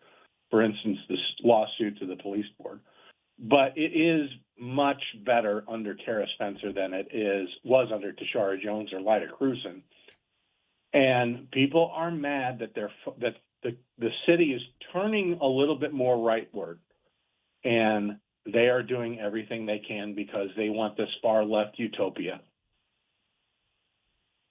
Yeah, I mean, because what we're looking at is, like, for instance, with Tashara Jones, I mean, she lost her election because she wasn't talking about potholes in the streets, literally crumbling infrastructure. When you talk about, the water mains, and you're talking about the trash not getting picked up and the snow not getting removed and all of that. And that was the moment in time that I think Kara Spencer won that race.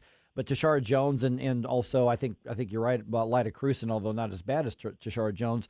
It was all about LGBT activism. It was all about illegal immigration. It was all about abortion. It was all about Donald Trump. It was all about the national issues. And so the ideologues are saying, no, we want our mini Mamdani. All we're getting here is a leftist who's filling the potholes in the streets. And so, you're right, Kirk. I mean, she's a leftist. She's on the hard left. I mean, I get along with her personally the times that I've chatted with Kara Spencer, but we disagree on a whole lot of stuff. But I agree with her on clearing the snow, and I agree with her on filling the potholes. And so this is a matter of it's not ideologically fringe enough, and St. Louis paid the price, and yet there are people who are rumbling that they're not still paying that price. Yeah, I mean, if you can't get the basics out of the way in governing a city of this size, how in the heck are you going to move to all these far left ideals that they want? You can't be done. Well, Kirk, you're expecting people to employ logic and be reality based. It doesn't seem like that's a very popular way to be for those on the far left, anyway. Well, not on the far left, but those of what I call the non-crazy Democrats. I'm starting to see a lot more logic in their eyes. I'm starting to see their eyes open up. And thus, us Republicans who do exist in the city, no matter what the Democrats try to tell you, we've seen this for years. Yeah. I mean, the police moved in 2011, and already we've had to move them back because the far left in St. Louis City destroys everything that they touch. Hey, Kirk, you mentioned that lawsuit against the Board of Police Commissioners, basically against the state, and that's obviously one of the areas that you're going to disagree with Kara Spencer. What do you make of that? Because there's a couple levels of complaints here. One is they're forcing the city to spend more than they want to spend on police. But two, they also basically are challenging the law that took oversight of the police department away from the city and put it back with the state. What's your assessment of that lawsuit? Well, up until 2011, St. Louis City Police were controlled by Jefferson City, and the Kansas City Police have never been given back to Kansas City. So Kansas City has always been under Jefferson City control. This has been done through law. I mean, I have a copy of the law sitting about 5 feet from me. They're going to try to push this through the lawsuit, but what really irks me is they claim they don't have the money to pay the police. However, they're paying lawyers to try to sue this out. And if they lose, then they're just through a lot of bad money after this for no change whatsoever. Where that tax dollars, they keep complaining they don't have tax dollars in the revenue, could be used to actually do something in the city like, roads, trash pickup, us not having to pay 18% more on our water bills because the water infrastructure is not up to par, which is something that the Board of Aldermen are currently discussing. Kurt, on a somewhat related note, there's been a recent court ruling that says the mayor is going to be the one who picks the new sheriff, along with some, I guess, advice and consent of the Board of Aldermen. Any thoughts on that ruling and who you think she might go with? Just as long as it's not Megan Green. But I believe that the Board of Aldermen and the comptroller, which kind of was interesting to me, have to agree on this. I mean, I really do think that as far as the mayor is concerned, I think Hayden is the one that is the number one on that. And I thought that Kehoe wanted Hayden as well. So I don't see much of a change there. And to Hayden's point, I haven't seen him in the news for doing anything bad inside the sheriff's office like we've seen with Montgomery. Yeah, precisely.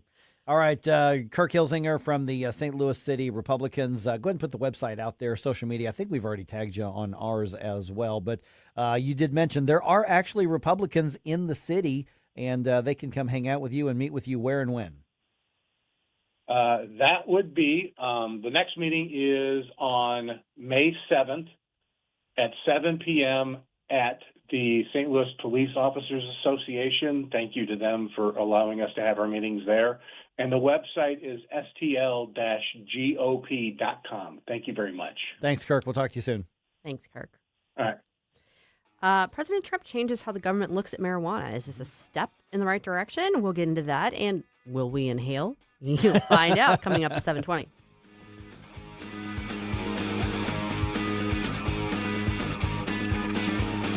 Don't try to make me stop. No inspiration. You have a soul so dark it is no more. Mike Ferguson in the morning. Everybody wants me to dance. Could you imagine FDR dancing? On News Talk STL. Right now, I have had enough of this. Turn my eyes to you. On the next, Larry Connors, USA. The story behind the story on this date when we tried to rescue hostages from Iran, ending in disaster.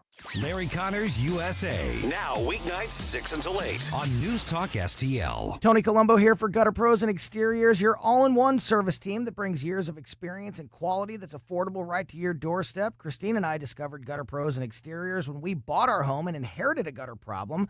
And they've also repaired siding damage on our home because along with gutter repair, gutter installation, and leaf protection, the Gutter Pros team are also the best for repairing other exterior damage, including fascia, soffit, and all siding repair and installation. Learn about all the ways Gutter Pros and Exteriors can help your home or business right now at gutterpros.com. Remember when food tasted like home? When breakfast was made from scratch and dessert was worth saving room for? At Shorty's Diner, we're serving up down-home breakfasts, lunches, and desserts just like Mom used to make. Fresh, from scratch, every single day. Step back in time with us, where the booths are cozy, Elvis is always in the building, and every plate feels like a hug. On Lackland and Westport, or online at shortysdiners.com. Shorty's Diner. It's not fancy. It's not fat-free. It's just the way it used to be. Hey guys, don't miss Straight Lines with Elizabeth Kaiser every Sunday evening at 8 p.m. where we talk about so many areas, including AI, law, and health. We have some fantastic guests on my show. Don't forget, Sunday evenings at 8 p.m., Straight Lines with Elizabeth Kaiser. Stand and Fight with Nick Schroer. Hey, it's Nick Schroer. To preserve this nation, to preserve the experiment in liberty that our founders envisioned, we must take a stand and fight. Stand and Fight with Nick Schroer. Sunday nights at 6. Only on News Talk STL. I think we should be able to have a civil conversation. The news and talk that matters to St. Louis. This conversation has completely made me crazy. This is complete insanity. News Talk STL. The 80s. Bueller. The 80s. Let's go while we're young. Never been a decade like it. Shall we play a game? Never will be. Where to be? It's Flashback Friday.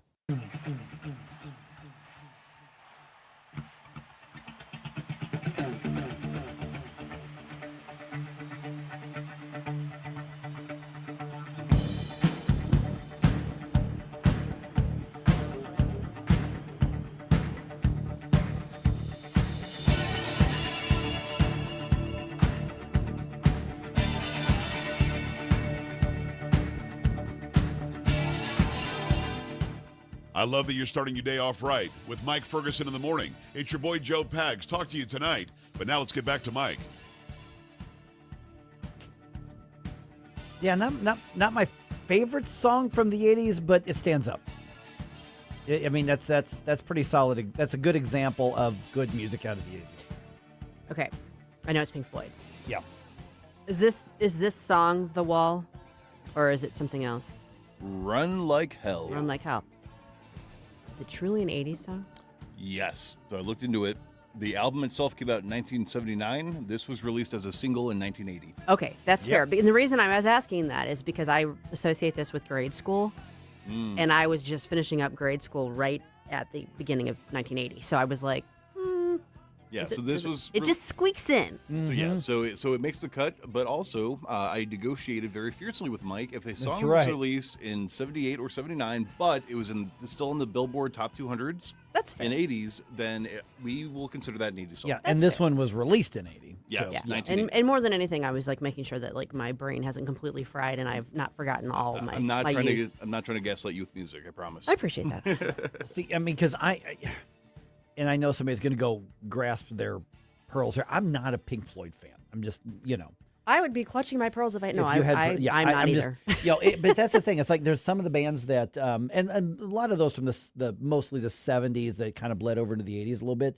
It's like I get how talented they are, and frankly, how important they are to like pop culture and music history. It's just not my cup of tea. Same. And so Pink Floyd kind of falls in that category. Rush falls into that category for me. Me too. Yeah. I mean, I'm just saying is if I got the choice between listen to a Pink Floyd song or a Led Zeppelin song, I'm going Led Zeppelin 8 days a week. Yeah, there's several bands like that. Rolling Stones are like that for me too. I can't take anything away from them. I have nothing, no ill will. It's just they're not my jam. There's about a handful of Stones songs I will crank up every time. And then the others, it's like, they originally were a blues band. And they always wanted to have that kind of blues stuff. I think some of their 80s pop stuff was fun, but again, I have no objection. It's not like I don't like them. It's not like I don't like Pink Floyd. It's just, Yeah, if that's if there's a pile of albums sitting there and I'm getting my choice, those aren't the ones I'm gravitating towards. Right. And so with Pink Floyd, though, the theme for today was for all the people who are like hating on 80s music, like 80s music suck. No, that doesn't suck. That's really good stuff. That's quality stuff. That's quality stuff. And the Grateful Dead, for instance, had a couple hits in the 80s as well. I'm not a big Grateful Dead guy. No. But I enjoyed Touch of Grey. I mean, so that's a good choice. That's good stuff. So all you 80s music haters, do you acknowledge that you have been proven wrong Have yet? we won anyone over yet? Yes. Where are our haters? Or beaten them into defeat and acknowledging that they were wrong.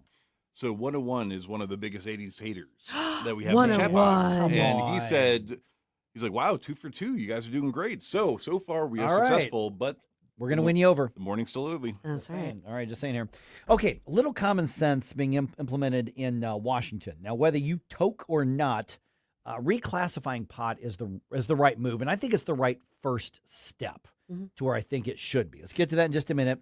Get your fill of the news, so you go into the weekend up to date on stuff, right? That's why following RedState.com is the smart play. So, Susie, where should we start today? This is the Red State Rundown. Today, we've got an article from Becca Lower. It's titled, Special Forces Soldier Charged by DOJ for Using Classified Info on Maduro Op to Win Wager. I don't know if you saw this, but one of the guys involved in the op was betting on Polymarket with the inside information that he had. So, yeah, he's going to go to jail now. Dummy. Oh, my goodness. Dummy. Wow. Speaking of dummies, Rusty Weiss has this article. Ilhan Omar's apple cider vinegar attacker flips plea and deal with the feds. And dummy being the attackers. Rusty's very smart. So just make sure. Yeah, because this goes back to she was at some she was at a town hall Q&A thing, and this guy goes up and squirts. It was like a syringe or something. Yeah, and we at the time, we're saying, listen, Ilhan Omar is one of the worst people in Congress, but don't do that. This guy should go. So he got himself a deal. Huh? He's flipping and he's pleading guilty. So that's coming to its conclusion. He is guilty. Well, now he's agreeing with you. And then also from Jennifer Oliver O'Connell, we've got, despite Congress's resignations, deaths, and disappearances, Americans have an opportunity to remake it. I don't know if you've noticed, but there's been an alarming number of early resignations, deaths in office, and disappearances in office amongst our Congress critters, particularly on the House side. And yes, there's 435 of them, but it doesn't mean like we can just be like throwing them out the door willy-nilly. They need to be there doing their jobs. And so this is, as she points out, midterms, they're all up for re-election, the ones that are still living. Well, and in Democratic areas, some of the ones who are dead maybe still be for maybe. Hey, Missouri elected a dead guy once. That's a different story. So this is our opportunity. So rather than like throwing up your hands and being like, oh my gosh, everything's falling apart, recognize the opportunity in this. But it is kind of important to go back and look at the sheer number here is pretty amazing. It really is. And also keep in mind, control is down to, you're talking razor thin, in the House. So every single seat does matter as far as that vote count goes. Yep.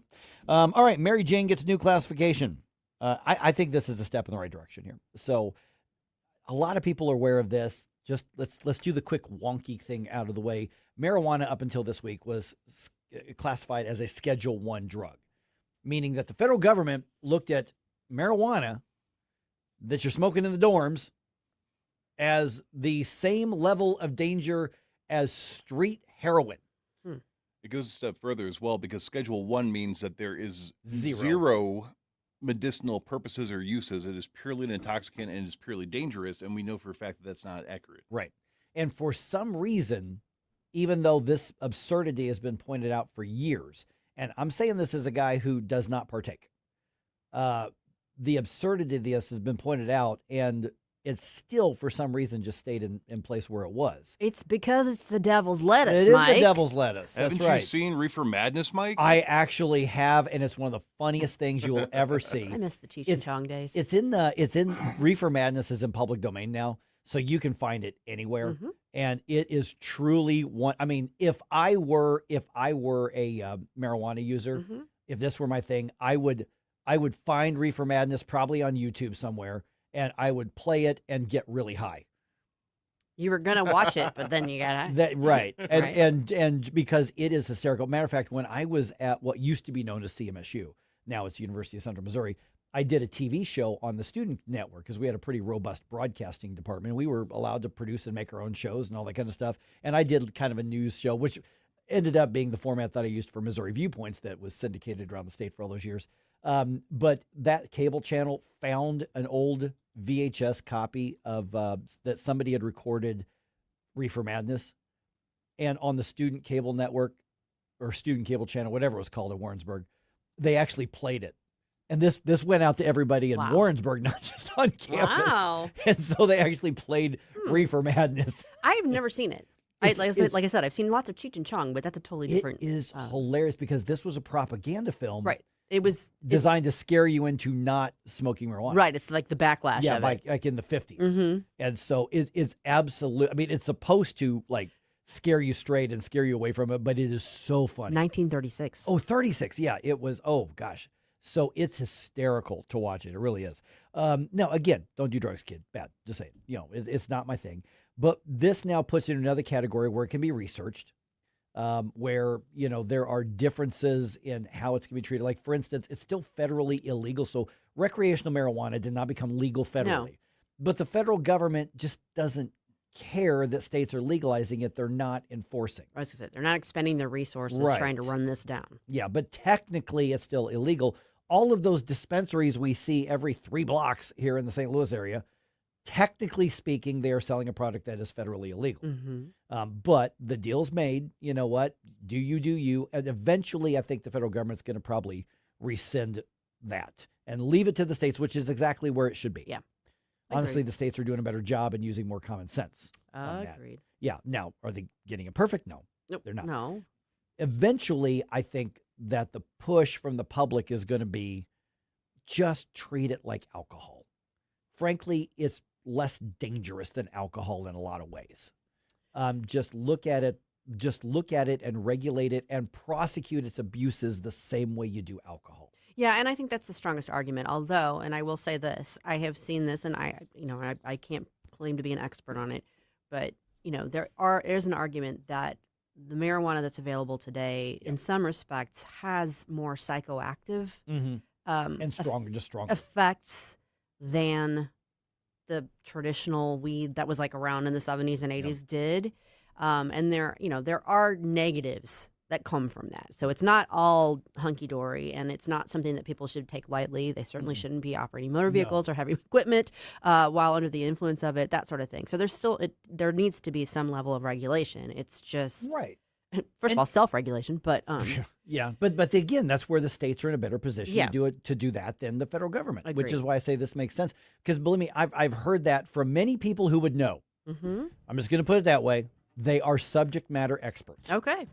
Well, I think they're the test group.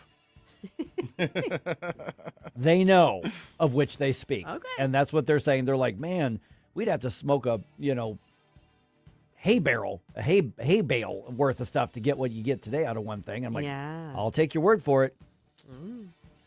It's wild. Yeah. You know what's wild is why don't more politicians listen to the stories and the pain of angel families? At 7:35, find out which Illinois politician is catching heat because he's still prioritizing illegal aliens over us citizens.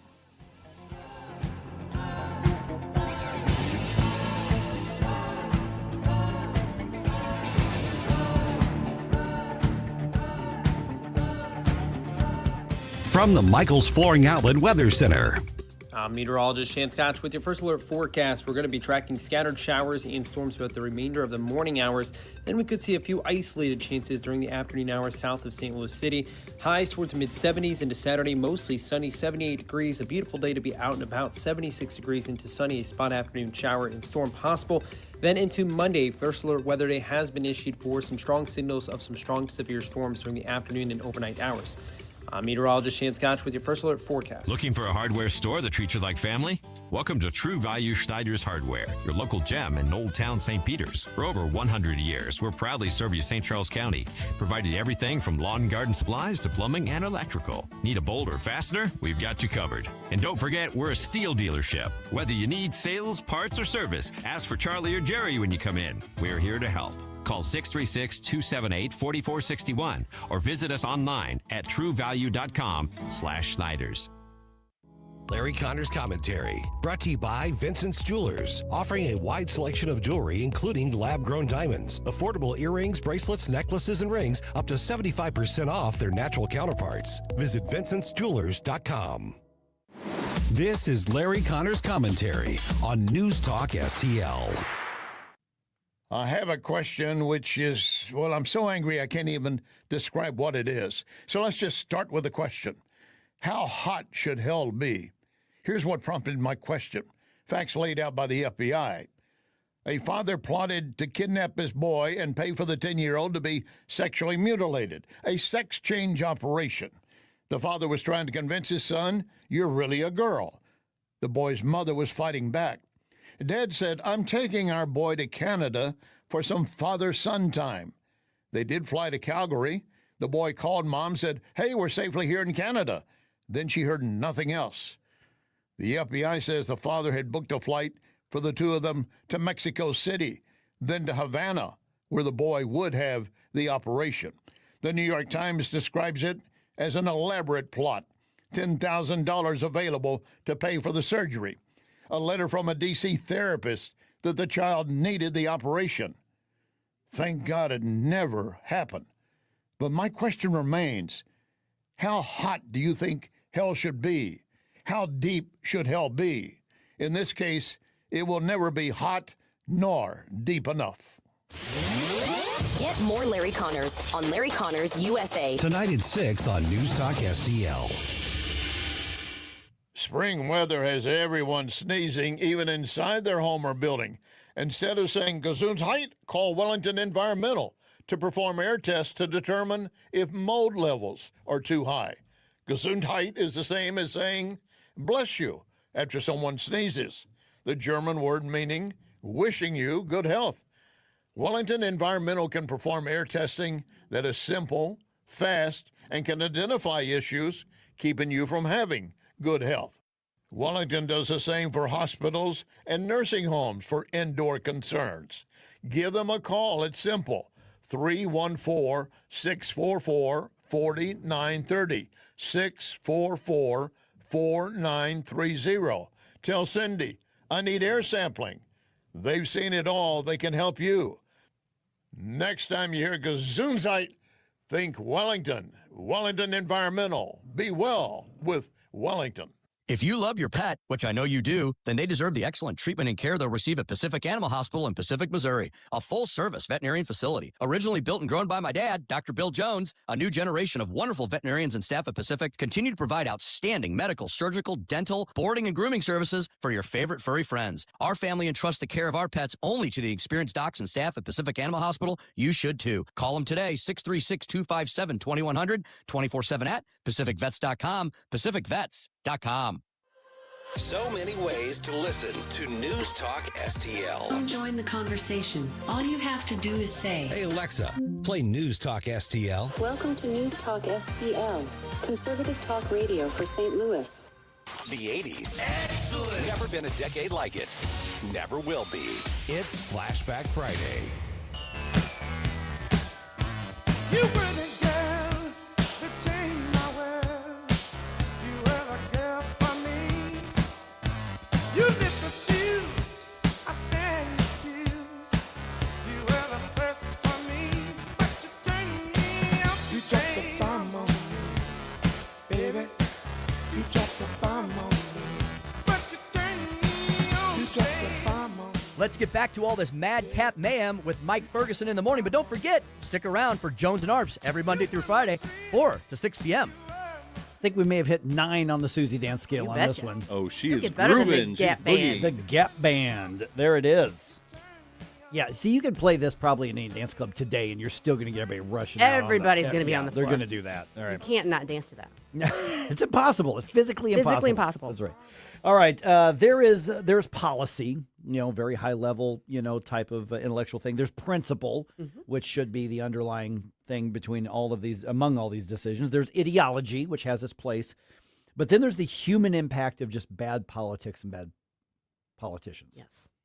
And that human impact is what gets overlooked so often. And there's the story at RedState.com that Stacey Matthews, a.k.a. Sister Told You, wrote. Angel Dad shreds Democratic senators' latest move on illegal immigration and nails the problem in a nutshell. And the thing is that the Angel families, those who have lost family members to crime or accident from illegal aliens, they are in a position to tell that and humanize that in a way that media or politicians cannot do. But in this case, we're talking about one of the local politicians here, yes. Illinois Senator Dick Durbin, and Stacey Matthews joins us right now. And I was reading through your article, Stacey, as I do, and of course it includes some of the clips in there. But it wasn't even just that the father involved here didn't like the policy positions of Dick Durbin. It was his treatment of the Angel families versus his going out of the way to virtue signal about illegal aliens. And that's the dichotomy that I picked up from your story. Yes, sir. And first, let me say good morning to Mike and Susie and Jerome and everybody in Missouri who's listening.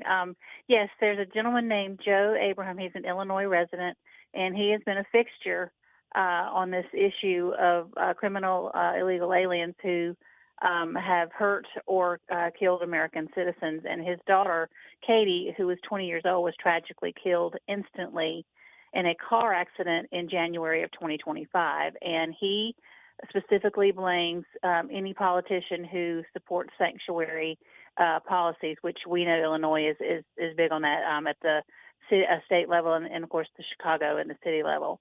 And anyway, he appeared at a hearing last month and blasted Dick Durbin to his face for failing to acknowledge his family's pain. It's been 14, 15 months, and Dick Durbin, Governor Pritzker, nobody, no Democrat official in Illinois has acknowledged his family's pain or the fact that their policies led to his daughter's death. So anyway, Joe Abraham noted on Twitter yesterday he saw a tweet from Dick Durbin talking about meeting with a Latino group, and obviously the meeting is going to be about trying to find more ways to thwart the Trump administration's immigration policy. And Abraham just really went off, and he said it, as you indicated, Mike, he said it better than me or Susie or anyone else could, because he's someone who has personally experienced the pain. of losing a loved one to criminal illegal immigrants in a city that city and state that protects them from the law, supposedly. Now, what Mr. Abraham said was that at the last hearing, Durbin couldn't even offer the basic decency to acknowledge our family's pain. He has far more compassion for those who break the rules to enter our nation than for the innocent Americans left behind to bury their children. Illinois deserves better. Voters should remember who stood with grieving families and who didn't. Now, Durbin, of course, isn't running for re-election. He's retiring after this year. But there are many Democrats, as we know, who hold his positions on the issues who are still in office. And Abraham has made it his mission to hold those people accountable.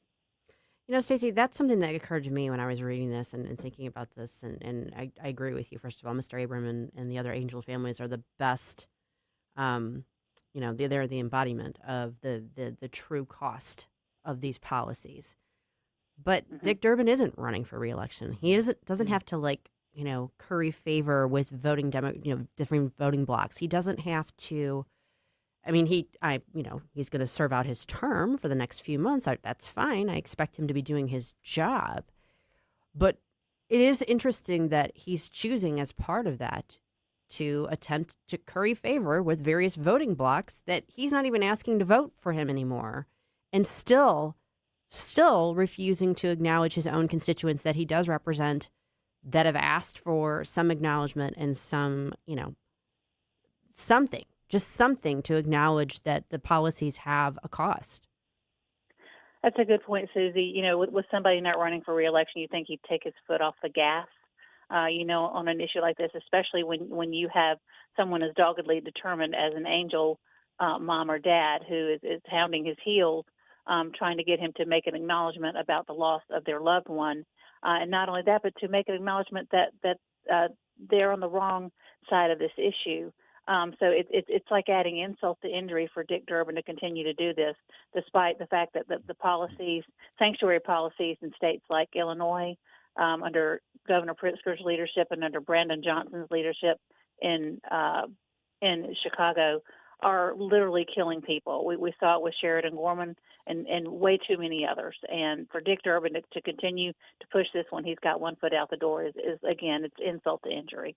We're visiting with Stacey Matthews. You would know her as Sister Tolja off of RedState.com. Now, Stacey, far be it from me or us to suggest that mainstream media would ever mislead anybody. But right. James Comer is making that salacious accusation, and it's not about what was quoted from him. It's about what was not quoted from him. Kind of clear that up. Correct. Well, there is, of course, the media is clickbaity as they ever are. And on the Jeffrey Epstein case, apparently there was an interview done with Comer by Politico recently where he was asked where members of the House Oversight Committee stood on the possibility of a pardon for Ghislaine Maxwell, who is the convicted co-conspirator of Jeffrey Epstein. And Comer told the media outlet that there were some members that the members on the committee were divided on the issue. Now, the ranking member who is the Democrat, Robert Garcia, he said there's no Democrat on the committee who supports pardoning Maxwell, which, if that's the case, that means, according to Comer, that there are some Republicans on the GOP Oversight Committee who do support pardoning her.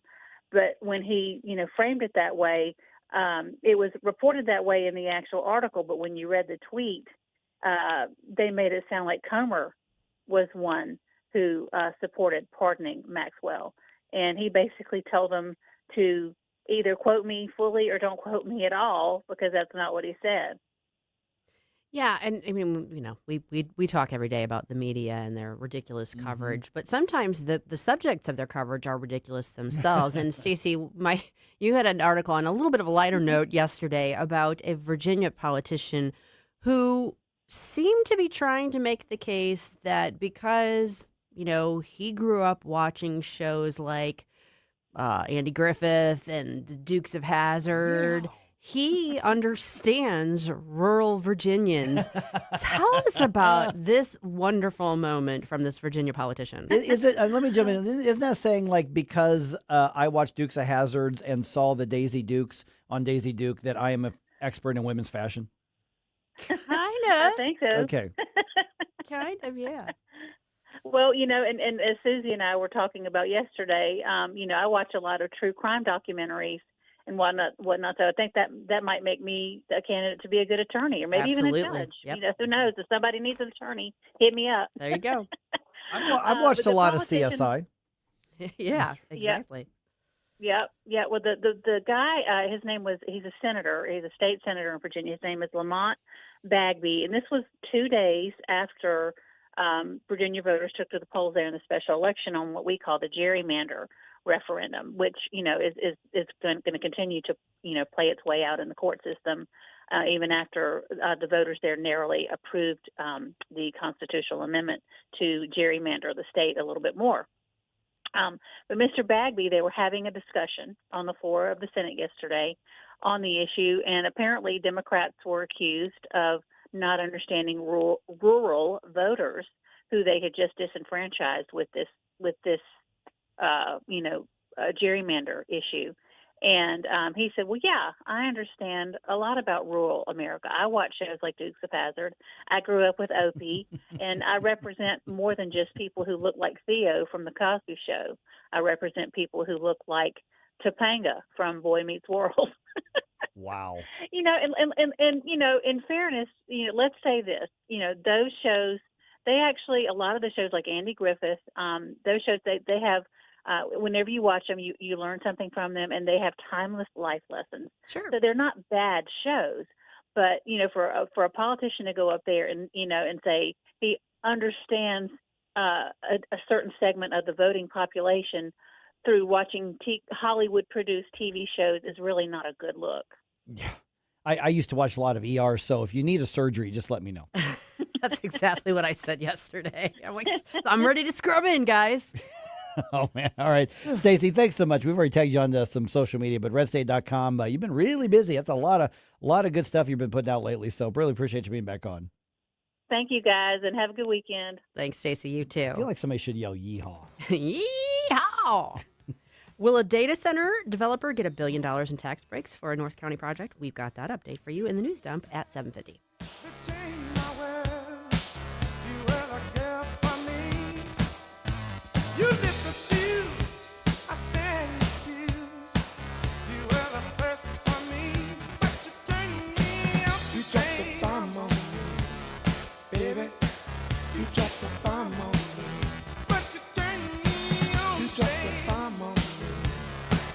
The Laborers International Union of North America, Local 110, was formed in 1933 and from the beginning has strived for progress and the well-being of others. The laborers of Local 110 are hardworking men and women who take pride in their great work. They are the fastest growing union of construction workers and one of the most effective unions representing plants and quarries. Laborers Local 110 has the best medical benefits, pension, education, and heavy construction training in the market. Visit lu110.com and start your future today. Don't let spring surprises ruin your comfort. Johnson Heating and Cooling in Wentzville is offering air conditioner checkups for just $99. We'll check your Freon, inspect your condensate hose, and test all electrical connections. Plus, we'll clean your system for no additional charge if you act before June 30th. Keep your home running smoothly this season. Visit johnson-heatingandcooling.com. That's johnson-heatingandcooling.com. Johnson Heating and Cooling. Your comfort, our priority. Scott, can you believe it's already been more than a decade since the Queen of Carpets sold flooring to St. Louis area contractors? I know, but I don't have to be a king to offer contractors today's lowest prices.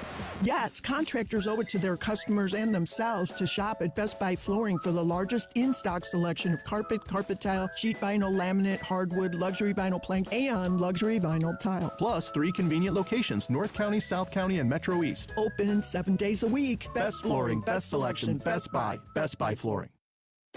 Hey there, Chris Cooper here, Serenity Wealth Management, your financial friend and host of the Serenity Wealth Now Show. I've got special guests joining me, Jim Brennan, this weekend with McKelvey Homes. We're going to talk a little bit about one of the biggest, most important American dreams we have, and that is home ownership. So tune in this Sunday and learn what it looks like to move up to McKelvey. Check us out Sunday mornings, 9 a.m., right here on NewsTalkSTL or on Serenity Wealth Now social media outlets. We'll see you then. Investment advice offered through Fortis Capital Advisors, LLC.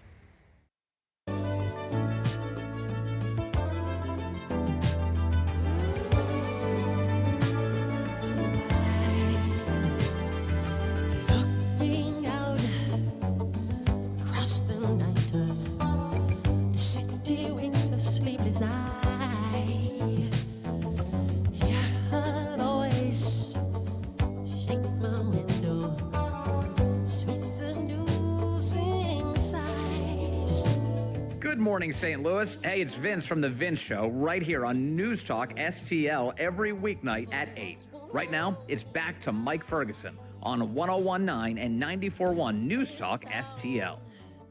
This is probably one of Michael Jackson's better songs, Human Nature. I've never heard this one. Yeah, no, it's probably mellow. Yeah, it's probably one of his better ones. Huh. Why?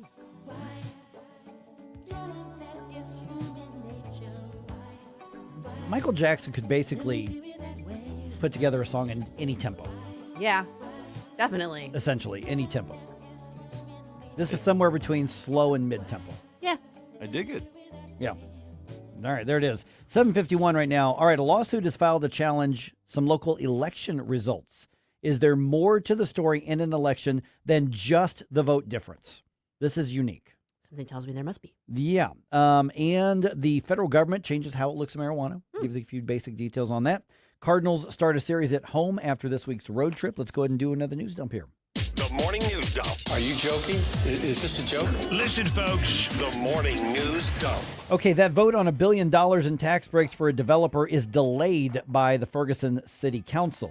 At issue are the incentives being requested as part of a project to develop the old Emerson campus into a tech hub and data center. Now, Thursday night, the city council decided to delay that vote until April 30th. Now, part of the reason for that delay is the mayor said, hey, can I get my feet underneath me and get better acquainted with this? He was just elected a couple weeks ago, and you've got a $1 billion tax incentive thing being floated. And the mayor, part of what happened is the mayor's like, hey, can I have a little bit of time? And essentially, according to the reports, people are like, yeah, that makes sense. Okay, That does make sense. Because the pushback here, what's interesting is that it's not as much anti-data center, at least not is what's being reported, as it is, hey, that's $1 billion in tax incentives and giveaways and breaks.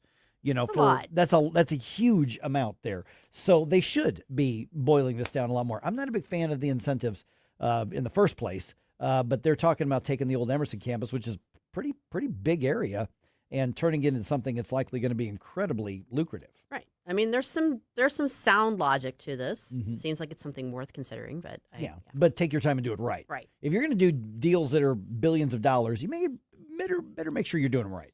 All right, voters in the Monarch Fire District narrowly passed Proposition D this month, but now that election's being challenged. Mo Tax Relief Now filed an election contest lawsuit against the St. Louis County Board of Elections this week. Now, the lawsuit's filed against the Board of Elections, but the target is the actual results of this election. The measure passed by 11 votes out of 7,655 total votes cast. Mo Tax Relief Now spokesman Dennis Ganahl says the district misrepresented the measure in order to get a tax increase. We're going to talk to Dennis about this at 8:05. Okay. Because you look at it and go, well, the measure won. It was close, but it they was won. very close. And Dennis is saying, no, there's more to it than that. And the attorney who is representing Mo Tax Relief Now is a guy by the name of Ben Keithley, who knows a thing or two about tax policy. A thing or two. As well.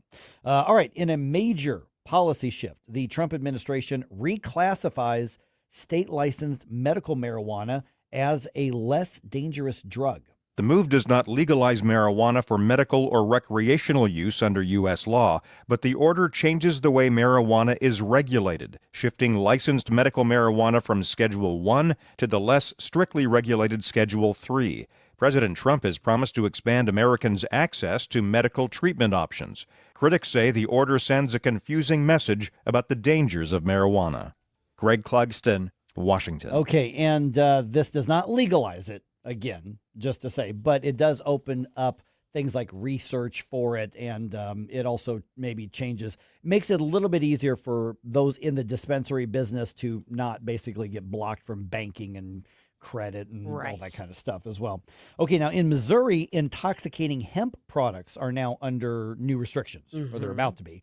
Under a new law signed by the governor, they are limited to 0.4 milligrams of THC per serving, and they can only be sold in licensed dispensaries. That's actually the biggest part of this law here. Those products, which have been sold over the counter at places like gas stations and head shops and places like that, will now have to go through the same testing process as marijuana products. The law takes effect on November 12th, which coincides with the start of a new federal ban on intoxicating hemp products. And these are the products that have been criticized because they're basically candy gummies in a lot of cases, and they're in packages that look the same as what you'd find in the candy aisle at any place. Well, now, they've got THC and levels that can be intoxicating. Right. And so it should not be consuming. There's a lot of small businesses, and we're not talking about your Quick Trips. They don't sell this kind of stuff. We're talking about, frankly, the convenience stores in the kind of the sketchier part. The one-off C-stores. Yeah, exactly. They're the ones who are selling this, and they're making a lot of money doing it. Sure. And they're like, hey, wait a minute, this thing's legal. And the legislature goes, well, now not anymore. Now it's not. Okay, President Trump said Thursday he's not in any rush to make a deal with Iran, refusing to give reporters a timeline for when the war is going to end. U.S. Navy continues the blockade, of course, in the Strait. On the Ingram Angle last night on Fox, here's Eric Schmidt saying the president's economic pressure is forcing Iran to the negotiating table. Their economy is being starved, and so that creates conditions for a deal. But the president's not going to make a deal if it's not a good deal, and if we're not, for sure, we know that they're not going to have a nuclear weapon, and that capability is taken off the table. Okay, so Iran seized 2 ships on Wednesday and intercepted 1 more in the Strait of Hormuz. So if they're feeling pressure to get back to the table, they're not showing it right now, but they may very well be, in just trying to hold on to whatever. We'll see how it works out. All right, let's see here. I got time for more. All right, the Cardinals are back at home, starting a series with the Mariners tonight. First pitch is 7:15 with Andre Palante on the bump to start this one. The game's going to be on KMOV, so you can watch it for free on Channel 4 tonight. I love that a lot of these Major League Sports are going, we need to go back to broadcast stuff. Maybe making you subscribe to everything and anything to see your team is not such a great idea. So Channel 4 has got the game.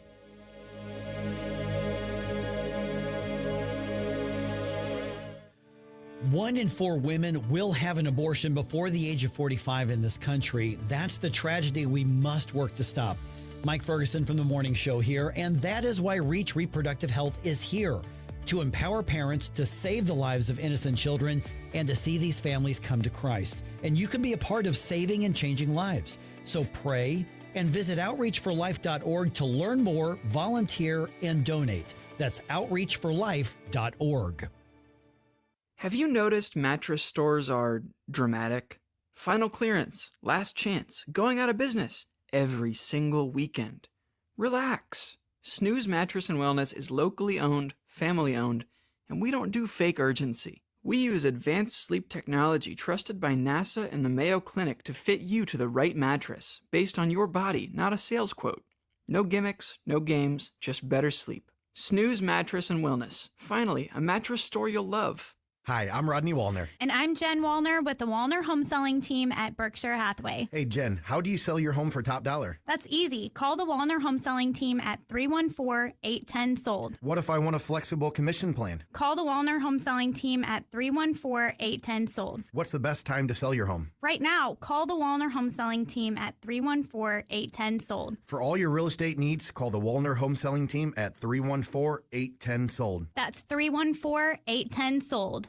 The Vic Porcelli Show. Perjury is not a thing anymore if you are testifying against Donald Trump. Right, but they're under oath. So was Cassidy Hutchinson. You're right. No, Cassidy Hutchinson was under oath. No, you're right. Saying and she that lied. Donald Trump grabbed the wheel of the beast when she wasn't even in the car. It was hearsay to begin with, and nothing happened to her. Nothing happened to Liz Cheney, who coached her. You're learning my cynicism from me. That's right. That's right. Vic Porcelli, live and local, weekday mornings at 9 on News Talk STL. KLGY HD3 Clayton, K270BW Bellefonte, KNBS Bowling Green. This is News Talk STL at 1019, 94.1, and always streaming at newstalkstl.com. Breaking news this hour from Town Hall. I'm Rich Thomason. Ferocious storms batter the plains, and Oklahoma is ground zero for the wicked weather. A powerful tornado in Oklahoma ripped roofs off buildings, knocked down power poles, and sent emergency crews rushing into a rural community near Vance Air Force Base. Look at that! It's a satellite tornado! Good night!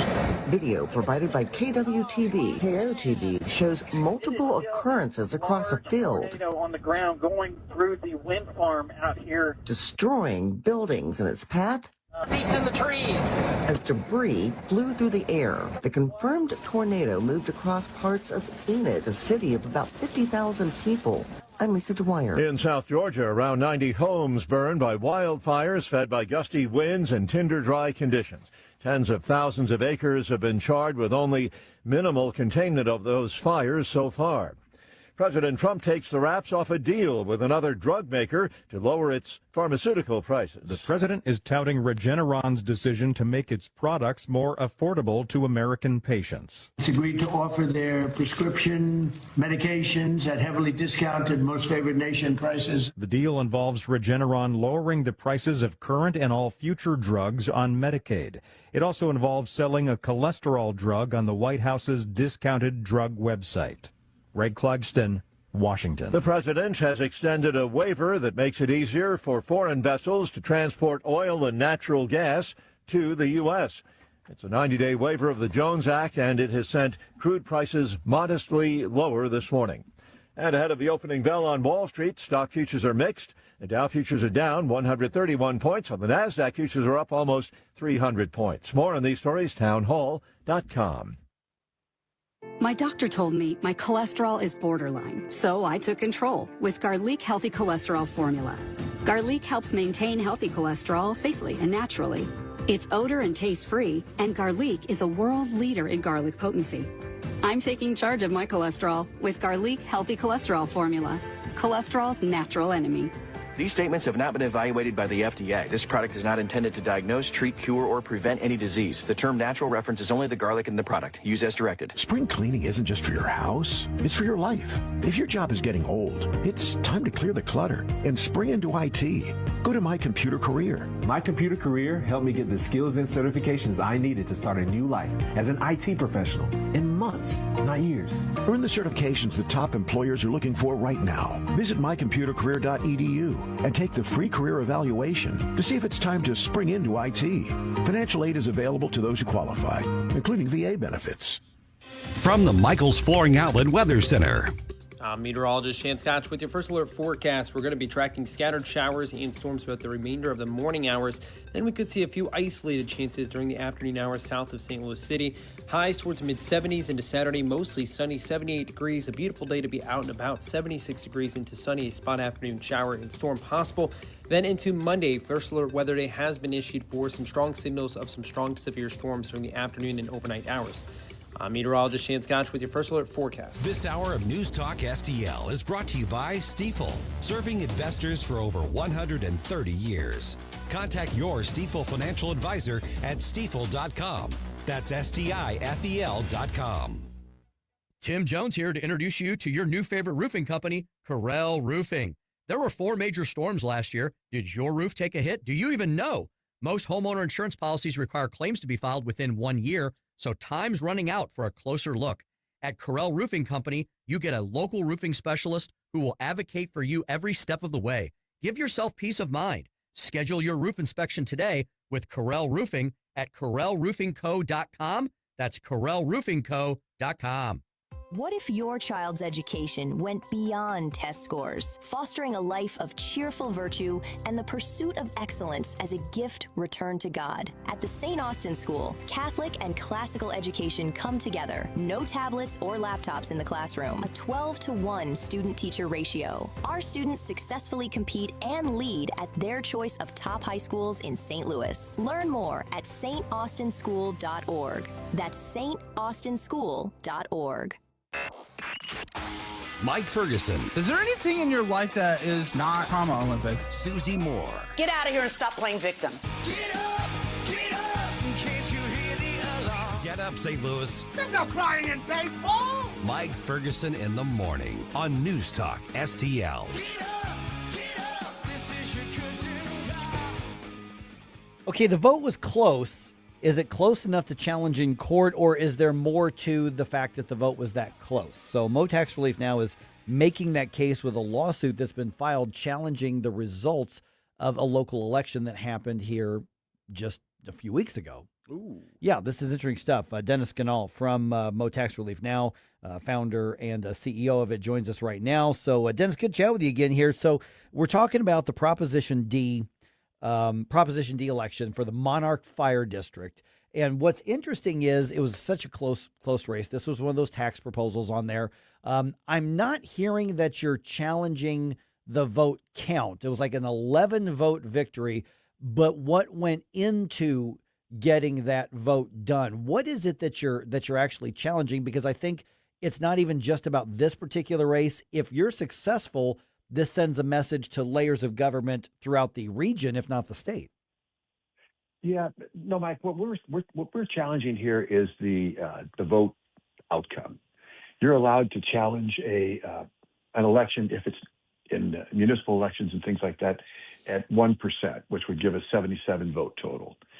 So what we're challenging is the fact that it was a miscount, and that there might be other ballots and things sitting around. So it's only an 11 vote win for a $42 million tax increase. So we think it's worth investment of time, and it'll require the election commission to recount all the ballots to make sure that it's proper.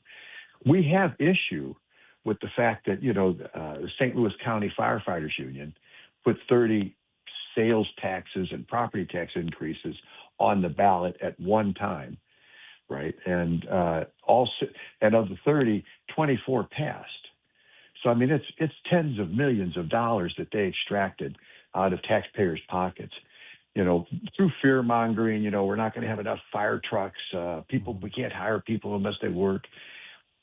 Only 6 failed. All 6 of those that failed were in West County. Everything in North County passed. Now, are there any legal concerns? I mean, because unions are, even though they're in the public sector, they're still, private organizations. I mean, they're allowed to spend the money on it. Was there anything about the way that they campaigned or spent the money that is concerning legally, or is this just something that we need to have an alert for voters to go, listen, consider the sources here? No, that's a great question, because we've got 3 property tax bills right now in the Capitol that we're trying to get through that would have stopped a lot of what they're doing right now. So this Proposition D was passed by them saying no tax increase. Well, that's really a bold-faced lie, because in fact what they had was a bond issue, and now they're transitioning that bond issue into a permanent tax. That's a tax increase. And so we've got legislation now that would not allow them to use those sorts of words. And we've also got some provisions in there that would not allow them to use the money. They take our taxpayer money and they use their union people to put tax increases against us. So we do have legislation right now that we're trying to get passed here in the last couple of weeks, which would stop this. Yeah, let me just clarify. So we're talking about they wouldn't be able to put that language on the ballot, right? Because, I mean, if you're getting into just the campaign advertising, then that's a whole different thing. But we're talking about what they can say on the ballot. Yeah, we're talking about what they can say on the ballot and what they can say on their materials. Okay. As I'm sure you drove by, all the fire stations had, no tax increase signs out in front, and they had big banners, and all that stuff is bought with your tax money. Yeah, and that's illegal under Section 115 of the state election law. That you can't use any public property or funds to promote or oppose a ballot issue. Right, but they say that this is informational. Right, Right, that's their defense. Their defense is, well, this is informational. We have to be able to tell the voters what they're voting on. So you can't file complaints, and you can sue them on that. We have not picked up that suit yet. I'm not sure that we will or we won't. We think our best shot first is to just see if we can get it eliminated by a miscount. Okay, got it. Because out of what was a 7,700 something of the votes. I mean, so 11 votes. I mean, you're really talking about what, 1/4 of 1%, 1/3 of 1%. Yeah, exactly. Okay, and and we have it's 1/4. It might be 1/8 of the vote. So we've got plenty of room there, to get it. It could be as high as a 77 vote difference. So there's 7,655 votes cast. Okay, so then what's the next step in the process, though? So you filed this. I mean, you file it against the Board of Elections. I mean, you're targeting the election results. But then what happens from here? Do they respond? I mean, is it a guarantee that they're going to have to recount, or what's the next step? Well, they should, yeah. They will have to recount. Okay. And then we'll have to provide people there to be judges during the recount and watch the recount happen.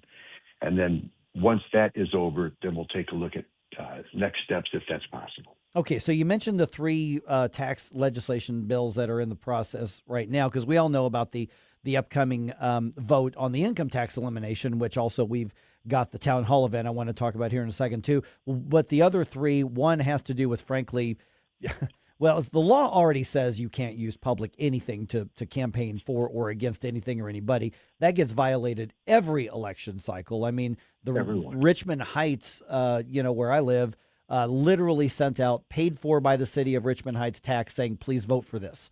I mean, they don't even care that the law is there. Everybody does it. Every school district, every library board, every utilities board. I mean, they all do it because nobody's ever held accountable for that. So it sounds like you're looking to address that. What are the other pieces that are still in the works? Other pieces in the legislative items. You just referenced three.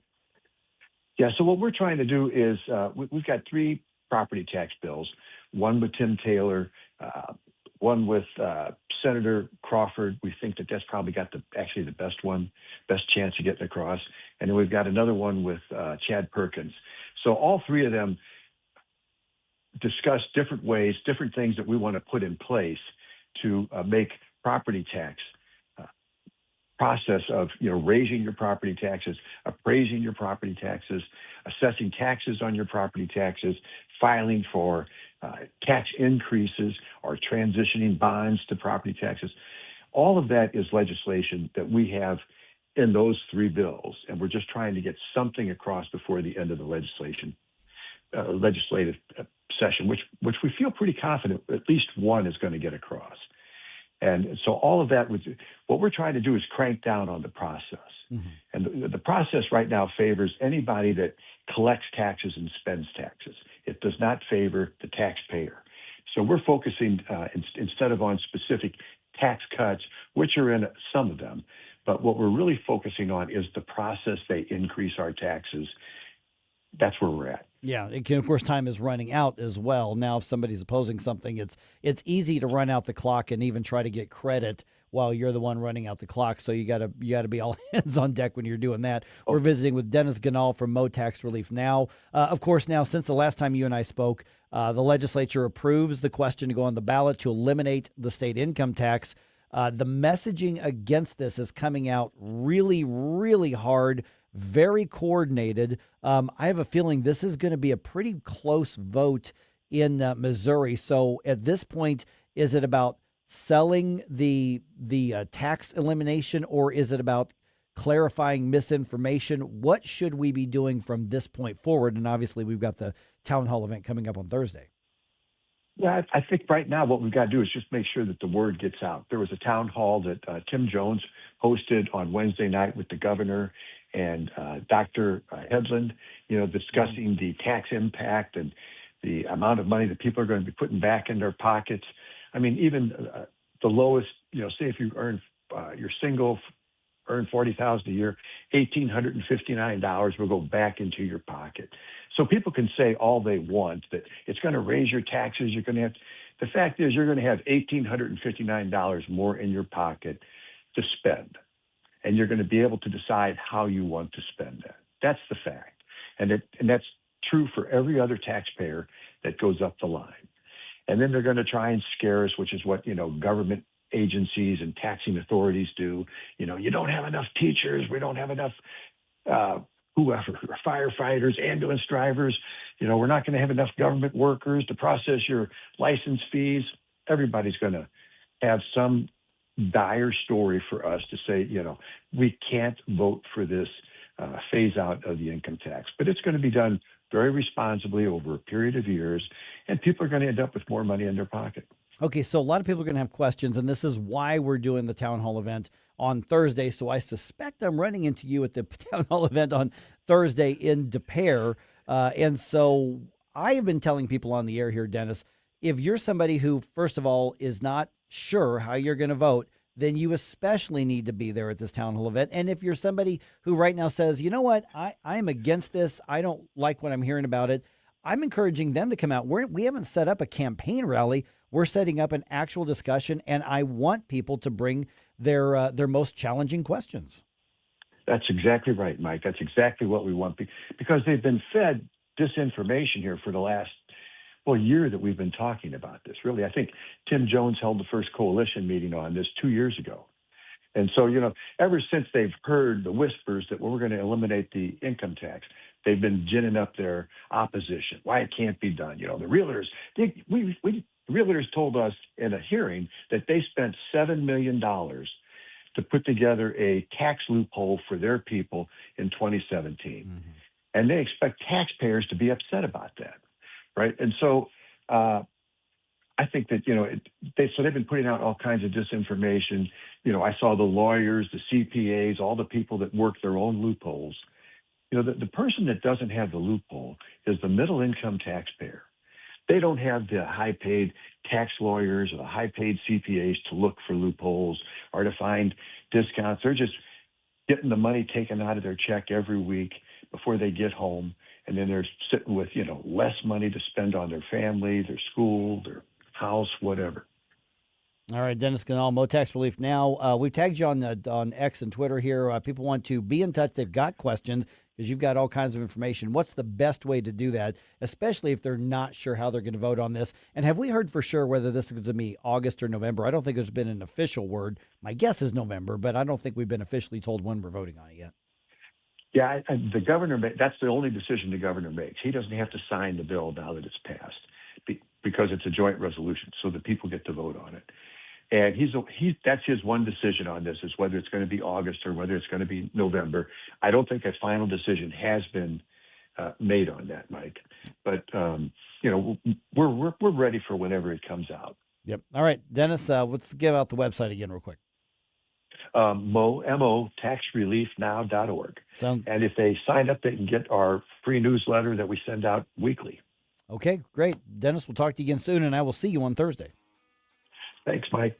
All right, a lot of talk of all things recalling the mayor. Now, I don't know how serious this is. I don't think it's that serious, but it could be a factor in some local politics.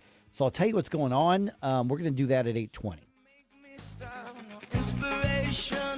You have a soul so dark, it is no more. And all at once depart, no destination. You're making cold my heart to fight your war. Stop right. Mike Ferguson in the morning. I've driven all over Washington, D.C. I cannot find the money tree. On NewsTalkSTL.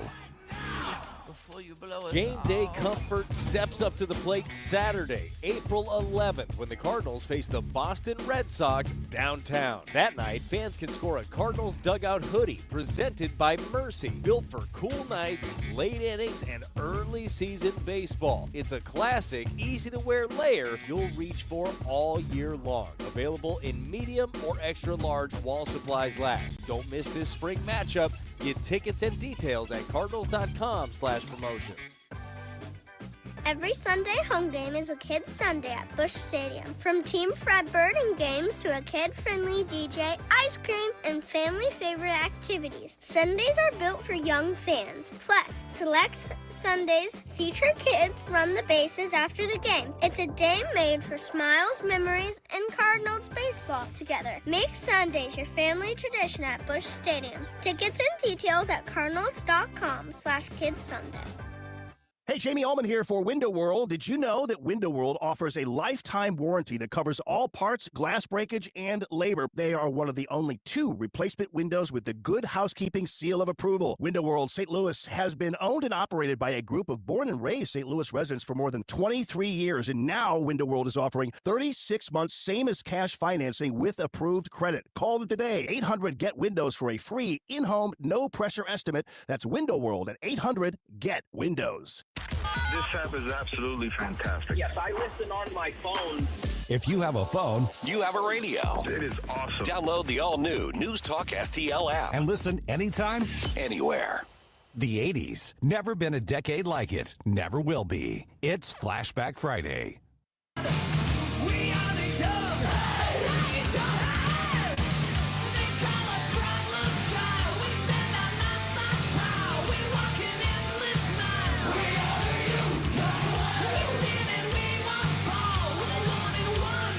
Hey everyone, this is State Senator Nick Schroer. I am the host of Stand and Fight every Sunday night. Right now, let's hear more of Mike Ferguson in the Morning Show here on News Talk STL.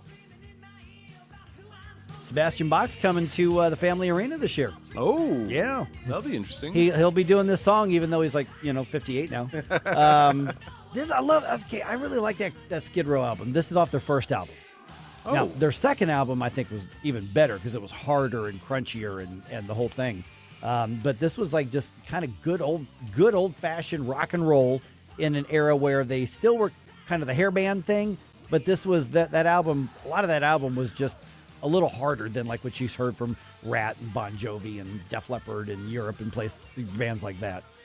I'm going to be honest. This is the only Skid Row song I know. Okay. My favorite Skid Row song is off their next album, their second album. It's called Monkey Business. Look that up. After the show here. Look that up and tell me if you don't have hella respect for that. Just saying. Monkey Business. Got it. Monkey Business, my favorite Skid Row song. This was good stuff. See, this is a good rock song that holds up. That song's 40-some years old. Wow. I mean, it came out in 86, 87, maybe, something like that. I think it was 89, I thought. Was it 89? I thought Skid Row came out a year. Okay, so 35-plus years ago. It's older than I am. Yeah, 35-plus years ago, and it still holds up as a good rock song. Oh, absolutely. Just saying. Good stuff here. Good stuff here. All right, so let me start by telling the story. Last weekend, I was at my car dealership, where I got my car, and they take care of all the service and the maintenance on the car.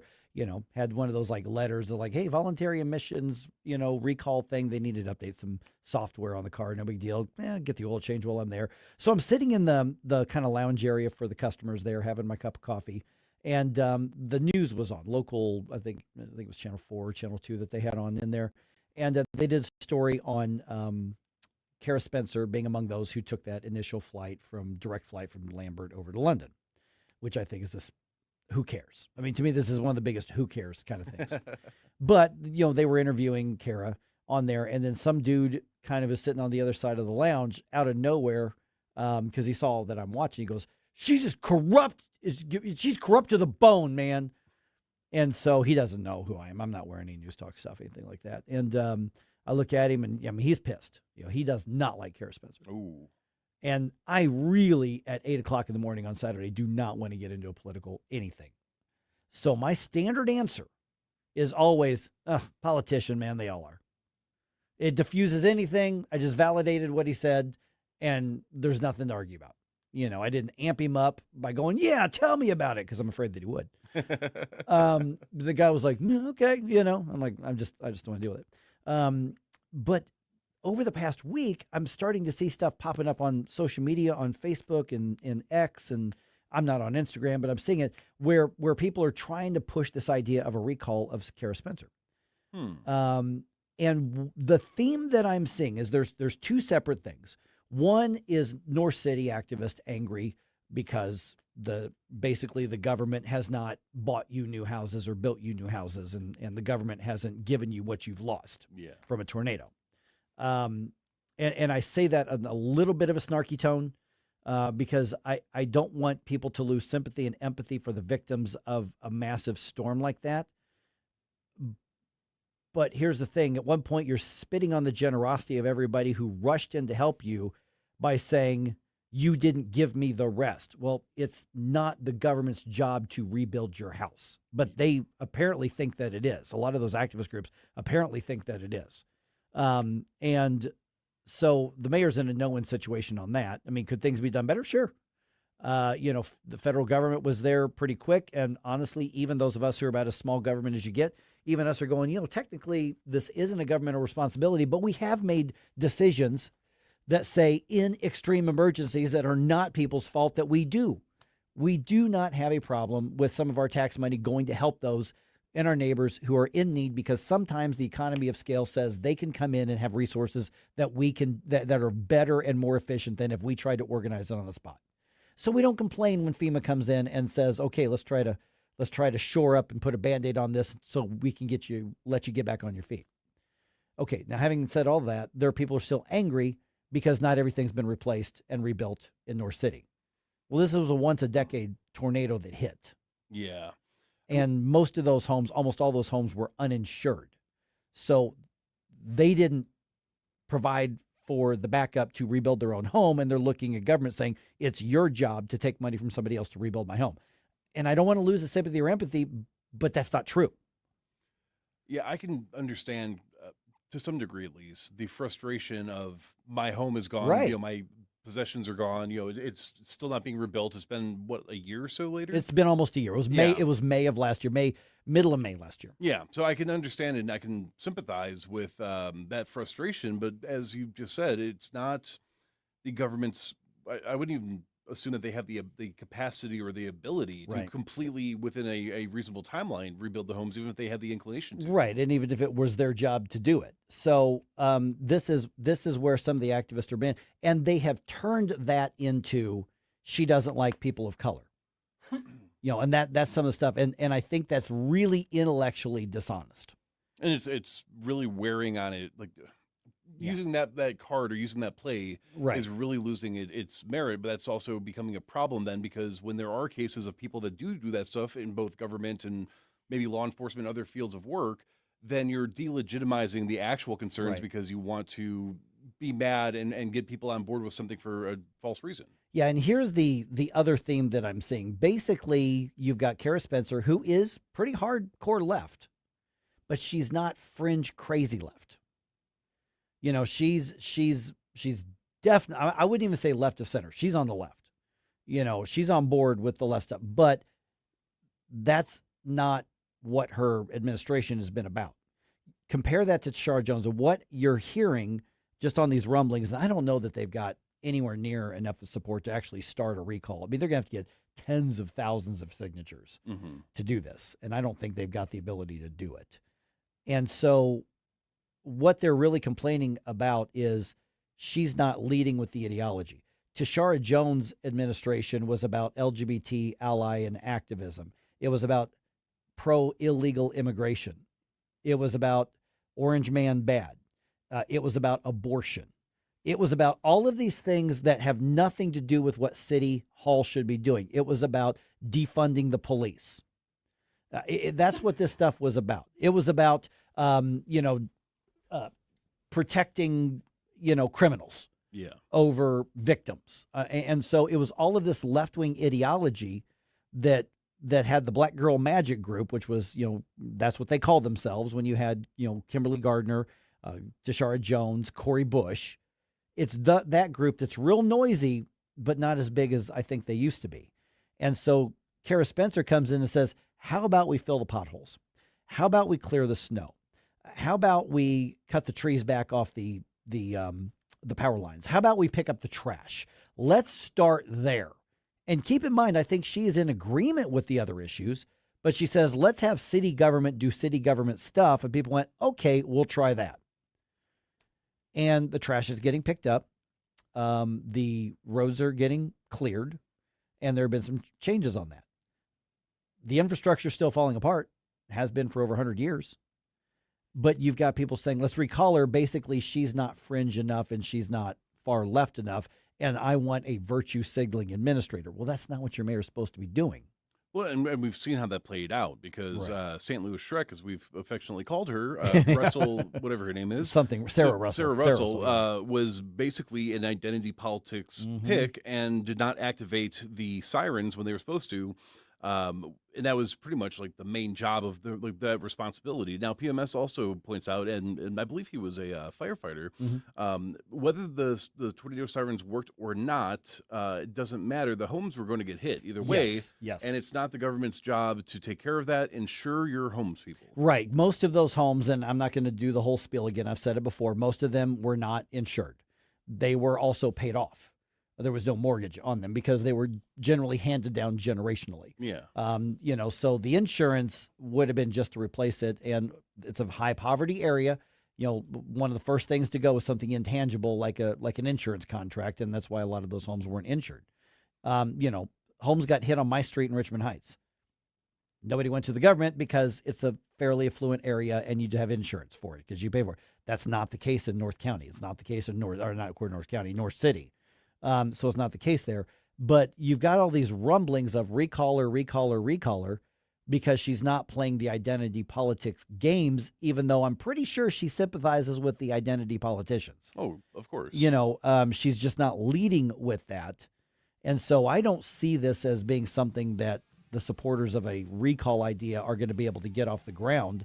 But if they do, I don't think they're going to be able to get enough signatures. But just the process is the political punishment, because what happens is the news media runs to cover it. We're talking about it right now, even though I think it's kind of a silly idea. And again, Kara Spencer and I disagree on most things outside of basic governance. She fought hard to keep the earnings tax, which is hurting the city. She was wrong about that. Mm-hmm. But there's a lot of stuff that the basics that she's getting, but that's never going to be enough for the identity politics crowd. It's never enough for them. No, we're waiting to see if there will be any recall efforts. I'm also wondering, though, are we in another Middle East quagmire? Are you concerned about the president moving the goalposts again? We're going to discuss that here coming up at 8:35.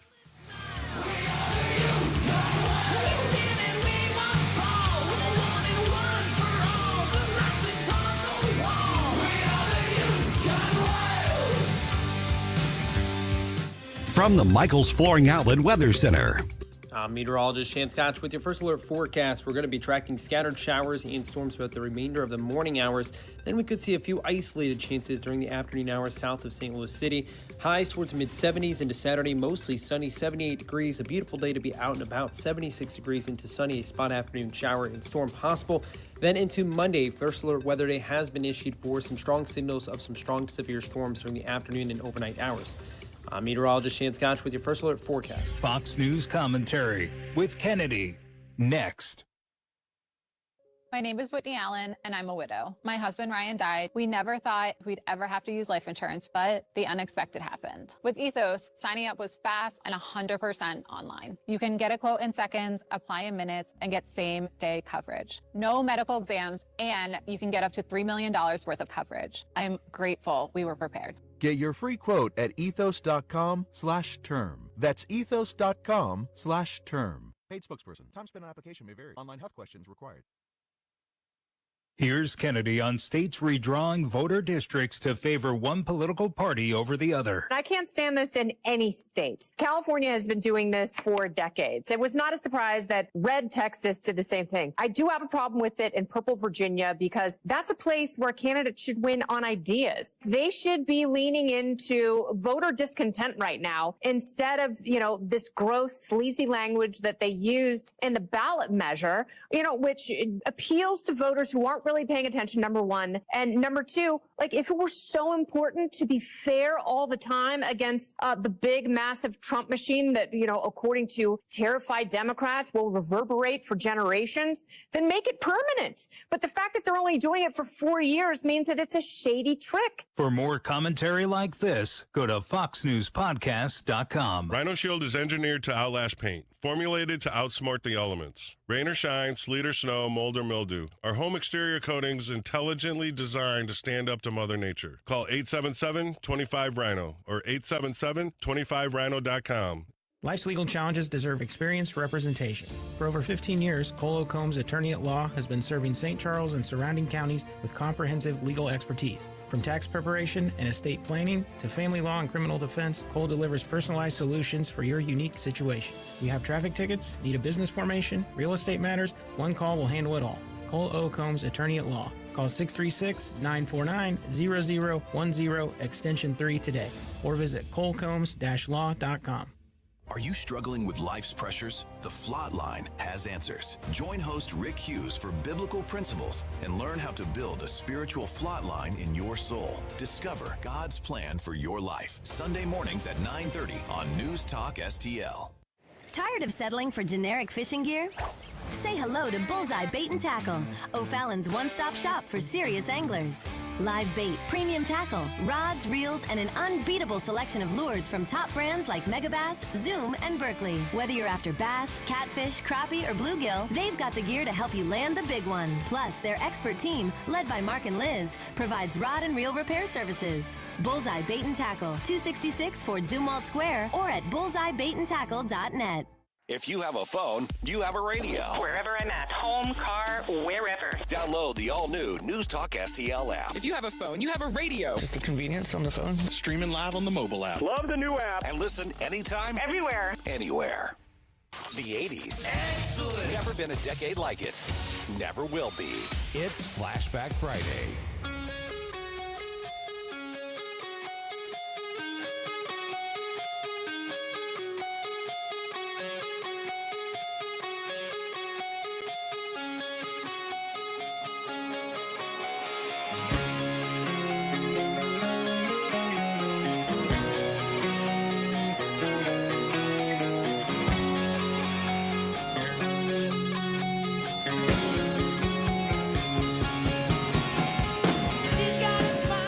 Hey guys, Billy Crow here from Jeffco Patriot Radio. Hope you had enough time to freshen up your coffee, because now we're back with Mike Ferguson in the morning.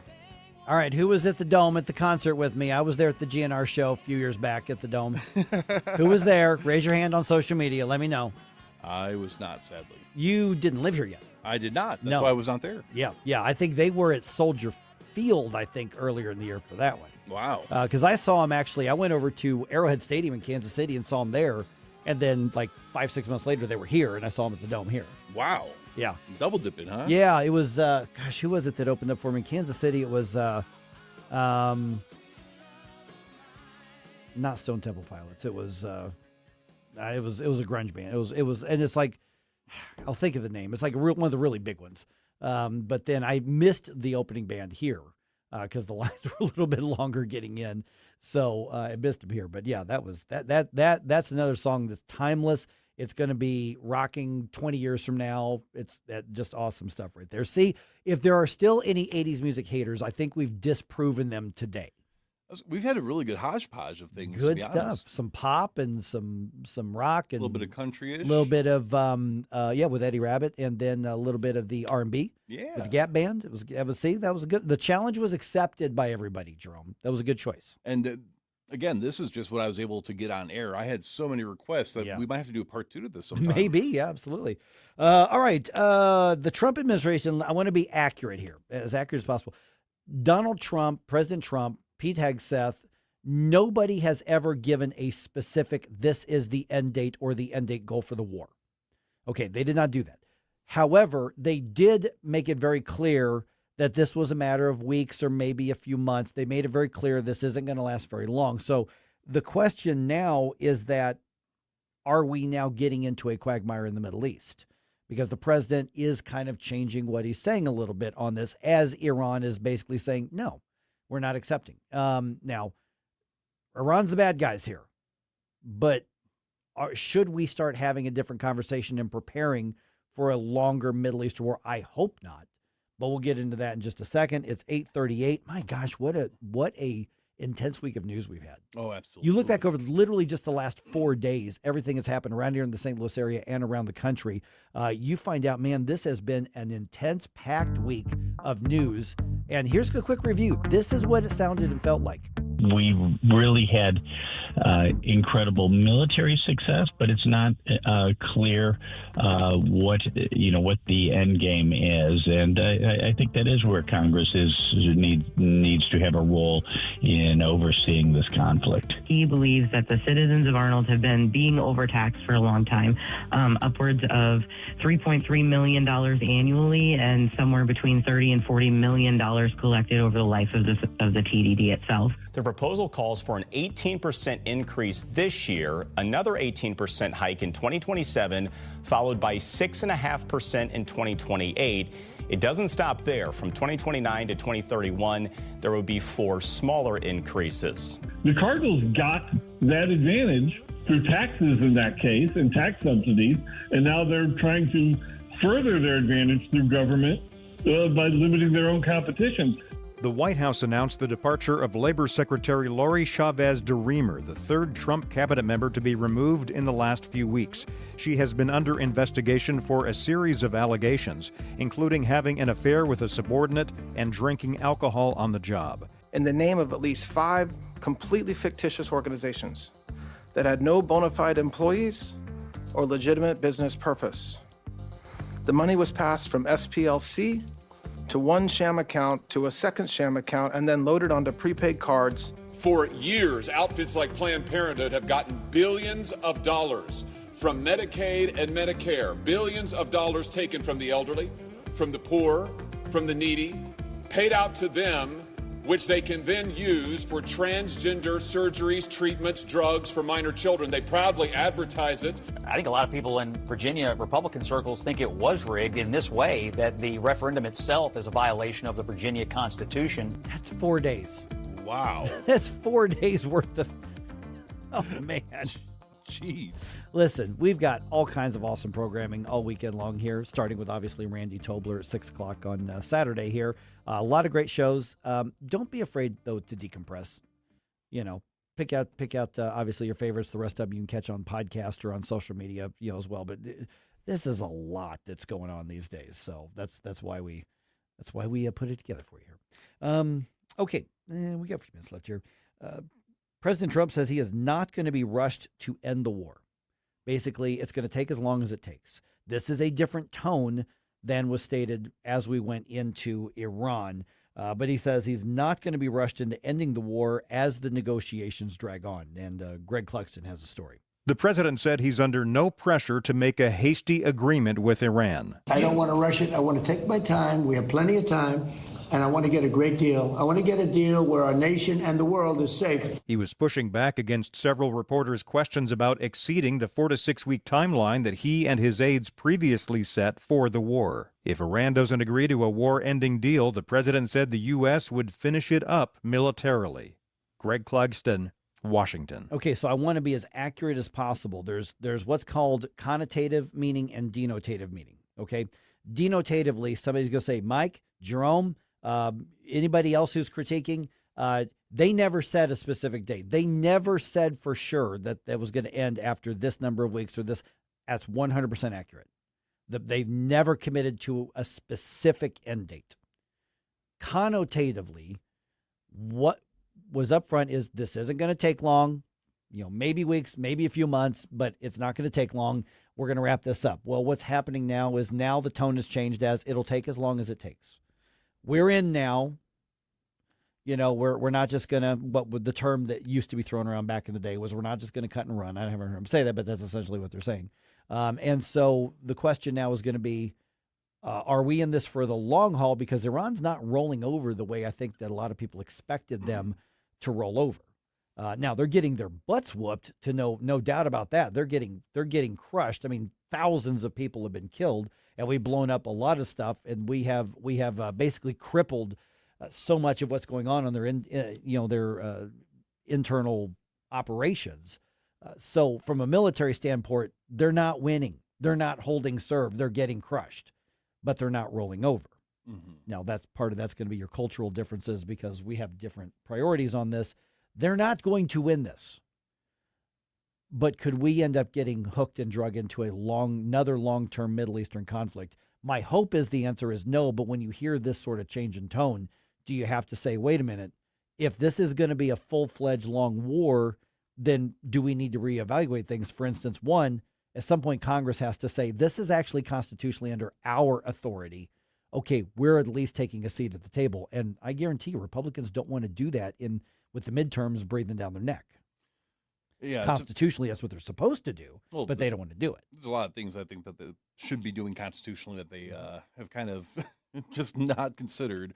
No, that's the $1 million question right now is the win condition for the United States and the win condition for Iran are two different things pretty much entirely. It's not about it, when people think Iran is going to win, sometimes they might think that it's going to be like a counter strike. They're going to do whatever. That's not the case. So they really just have to hold on and prevail and cause as much financial, economic chaos as possible. Maybe take out, a few other targets, whatever the case may be. But in the end, if we do not commit hard enough to finish the mission, so to speak, to where they can rebuild in a timely fashion. I mean, they have the fines going on with the boats that they're allowing to pass right now, so they're clearly getting some sort of funding to hold on at the at the very end here. But then we are going to be left with a regime that is new, that is going to still need to find a way of consolidating power, which historically is done through brutality against the people that might be, especially in Islamic nations. Oh yeah, I mean let's call it what it is. Islamic nations are brutal regimes. Yeah, and they're not going to be very happy with us. So it might take them a couple of years to rebuild. It might take them however long. But I think we are in that position where we kind of have to follow through on whatever the objectives were. And we keep hearing different what the objectives were, how long it will take. I don't think we're in the right spot to just say, well, we did what we were supposed to do, or we got most of it done, and we're willing to pull out, because it seems like Iran right now is still trying to be that little hornet's nest. They're being, I mean, I've heard them referred to as, well, they're being stubborn, and the new regime is stubborn, and the bottom line is that this is clearly turned out to be harder than I think the administration thought it was going to be, especially when you look at all the military dominance that we've had. I mean, there's no question that the military has executed the orders in an incredibly destructive and efficient and effective way. They have done their job and then some, and have had so few casualties. I mean, almost no casualties. Now, everyone's a tragedy, but the fact is that more people are getting on board with the war, according to the surveys from Pew and some others. A majority still are not on board with the war, but the number of people who are is going up. That gap is closing. And so it's not a matter of we're questioning whether or not our military is succeeding. Now we're looking at the political leaders going, okay, what is the end game? And at what point are we done here? Because this is a war, even if we have not declared a war. And at some point, the Constitution says Congress runs that. Your Constitution doesn't even allow Congress to outsource a war. There is a commander-in-chief who runs it if Congress approves it. But at some point, there are some serious constitutional questions, especially when you're looking at $1 billion a day to execute this. Yeah, I would not be surprised if they believe that this was going to be as easy as Venezuela was, just a quick in and out, and then they got pulled into something that they were not expecting. That's unfortunate, but on the other hand, we do have some good news to give as well. Little Birdie told me that you might be at an event coming up here. That's true. It is. It's the Road to Zero Income Tax Town Hall event featuring Americans for Prosperity with Senator Nick Schroer and Representative Ben Keithley, among others, who will be keynote speakers. And you will be emceeing that event. Yes. For anybody that already enjoys listening to you on the radio, I can tell you from witnessing in person, you are even better as an MC, for whatever that's worth. But that will be going on Thursday, April 30th from 6 to 8 p.m. at the Lodge de Perez. De Pere.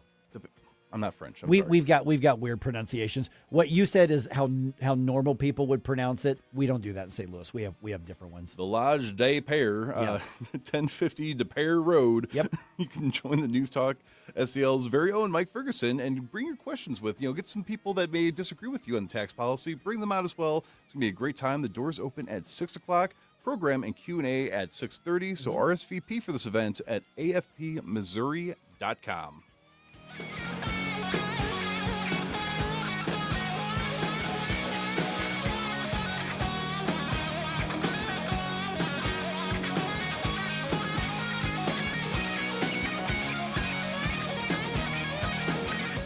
Now, the Free Market Minute, brought to you by the Hammond Institute for Free Enterprise at Lindenwood University. Hey, it's Mike Ferguson from The Morning Show, and I'm here with Dr. Grant Black. And Grant, does having more economic freedom make a difference in people's lives, such as maybe helping reduce poverty? It definitely makes a difference. Economic freedom is critical for fostering well-being and prosperity. It enables people to make their own choices and pursue their own interest, like choosing careers, starting businesses, and innovating to make the world better. It thrives in environments that empower people, promote competition, and protect property rights, all while being supported by limited and healthy government. Economic freedom is a catalyst for generating higher incomes, greater wealth, more opportunities, better access to education, and improved health at all levels of society. It makes a difference. The John W. Hammond Institute for Free Enterprise at Lindenwood University fosters and examines market-oriented approaches to economic and social issues. To learn more, visit hammondinstitute.org.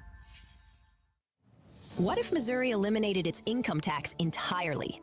Find out how at the Road to Zero Income Tax Town Hall. Hosted by NewsTalkSTL's own Mike Ferguson. Joined by Senator Nick Schroer and Representative Ben Keithley. Come ready with your questions and get the facts on the plan to phase out Missouri's income tax for good. Thursday, April 30th at the Lodge de Pere, presented by AFP Missouri and Mo Tax Relief Now. RSVP today at afpmissouri.com. That's afpmissouri.com. Ever feel like just a number in a waiting room? Hi, I'm Shannon Tribune, Director of Operations with Body of Health Direct Primary Care. Navigating the medical system can be a maze of stress. I'm your personal guide at Body of Health. I handle the messy parts of medical care, the logistics and complex coordination, both in and outside our walls, so you and Dr. Tobler, that's my dad, can focus on what matters most, your health. At Body of Health, you're not just a patient, you're part of the family, because that's healthcare the way it ought to be. To learn more, schedule a discovery call at bodyofhealth.com. Tim Jones and Chris Arps in the afternoon. Is the government fully funded, and is the Southern Poverty Law Center going down? We've got Congressman Dr. Lawyer Bob Onder at 420 to explain and discuss. Tim Jones and Chris Arps, weekdays at 4 on News Talk STL.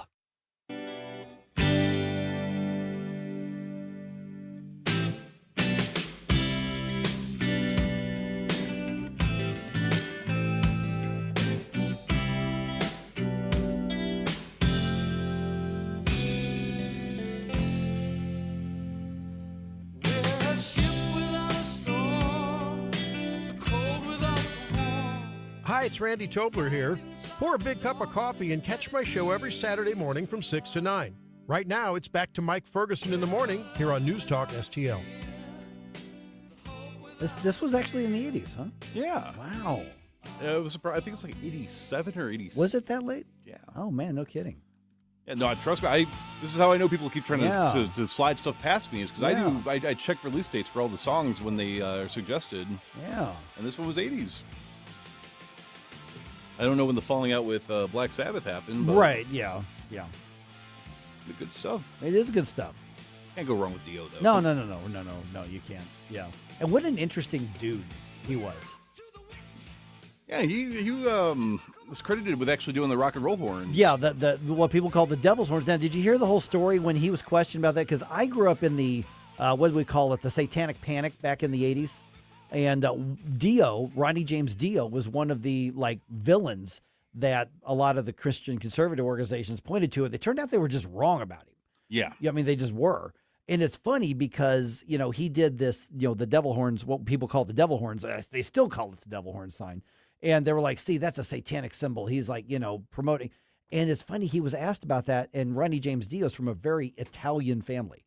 And his grandmother, if I'm remembering the story right, did that symbol, and that was supposed to be warding off evil. Yeah, so it literally was the opposite of what he was accused of. Yeah, that's absolutely correct. So she would do it kind of in a sideways motion from the interview that I saw, and then he just kind of grew up doing that. So in one of the music videos he did, he was doing that at the camera, and I can't remember what the song was, but that sort of caught on. And then of course Gene Simmons likes to claim credit for that and say he came up with it. Gene Simmons claims credit for everything. Yeah, he invented rock and roll, if you ask him. So. But yeah, Ronnie James Dio was quite a character too. And I think he was, he died years ago of cancer. Mm-hmm. But I think he was 3.5 feet tall. It was like John Anderson from Yes, just like a gnome who could sing. But no, great, tremendous voice. And the thing was, he did play into that Satanic Panic scare though, because they did use some imagery in one of his albums. If you flipped the Dio logo over, it actually did, you could make a case for it said the word devil and stuff like that. So they played into it, but the whole thing, pointing at him as first of all, you look at it now and that's just classic rock and roll music, Well, that's smart marketing too. If you already know there's a hysteria, it's already on people's minds, and then you get to be the person that goes in the news and you're accused of that. That's going to be great for that sales. Sells albums, man. That sells tickets. It's like the backmasking when you play the song backwards. You can hear it was. Oh my gosh! And then bands found out that was something they were accused of, so they started hiding messages in some of their vinyls. Okay, so I'm just throwing the news dump away. Okay, you brought up something here.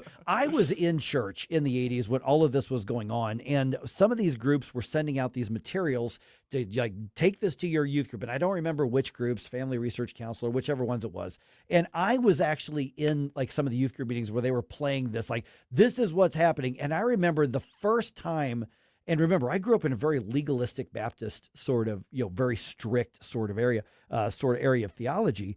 And that was the first time that, first of all, it piqued my interest in rock and roll and heavy metal, which was the opposite effect of what they wanted it to do with me. But secondly, it was the first time that I went, I'm not sure you're right about this. And I was like in junior high, I think, or something like that, maybe high school.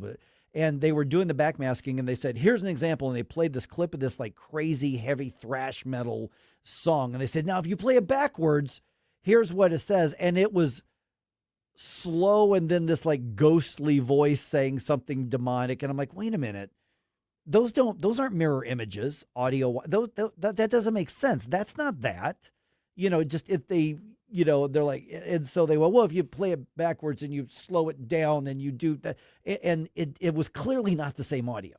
And so the Christian groups were buying into the satanic panic thing and going overboard with, we're going to keep them away from. And another time I went to, when I lived in a kid, I was in Decatur, Illinois.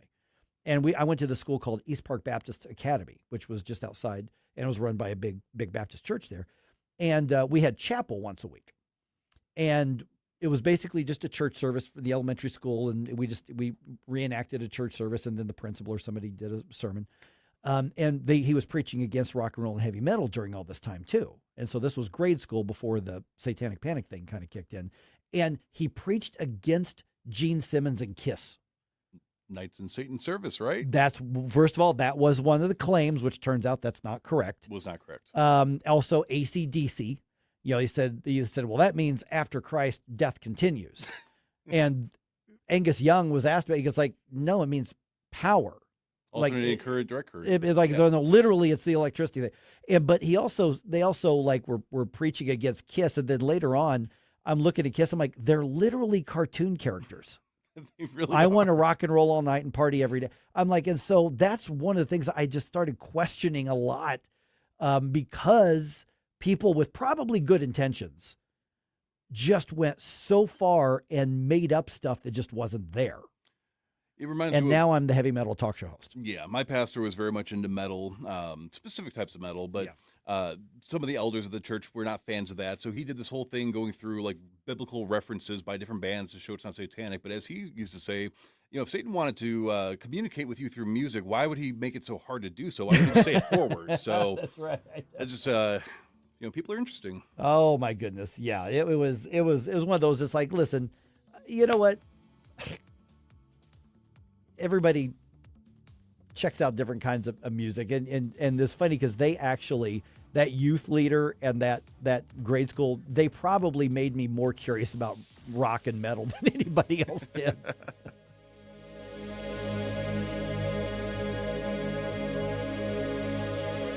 $1949, the last time a Republican held the top post in St.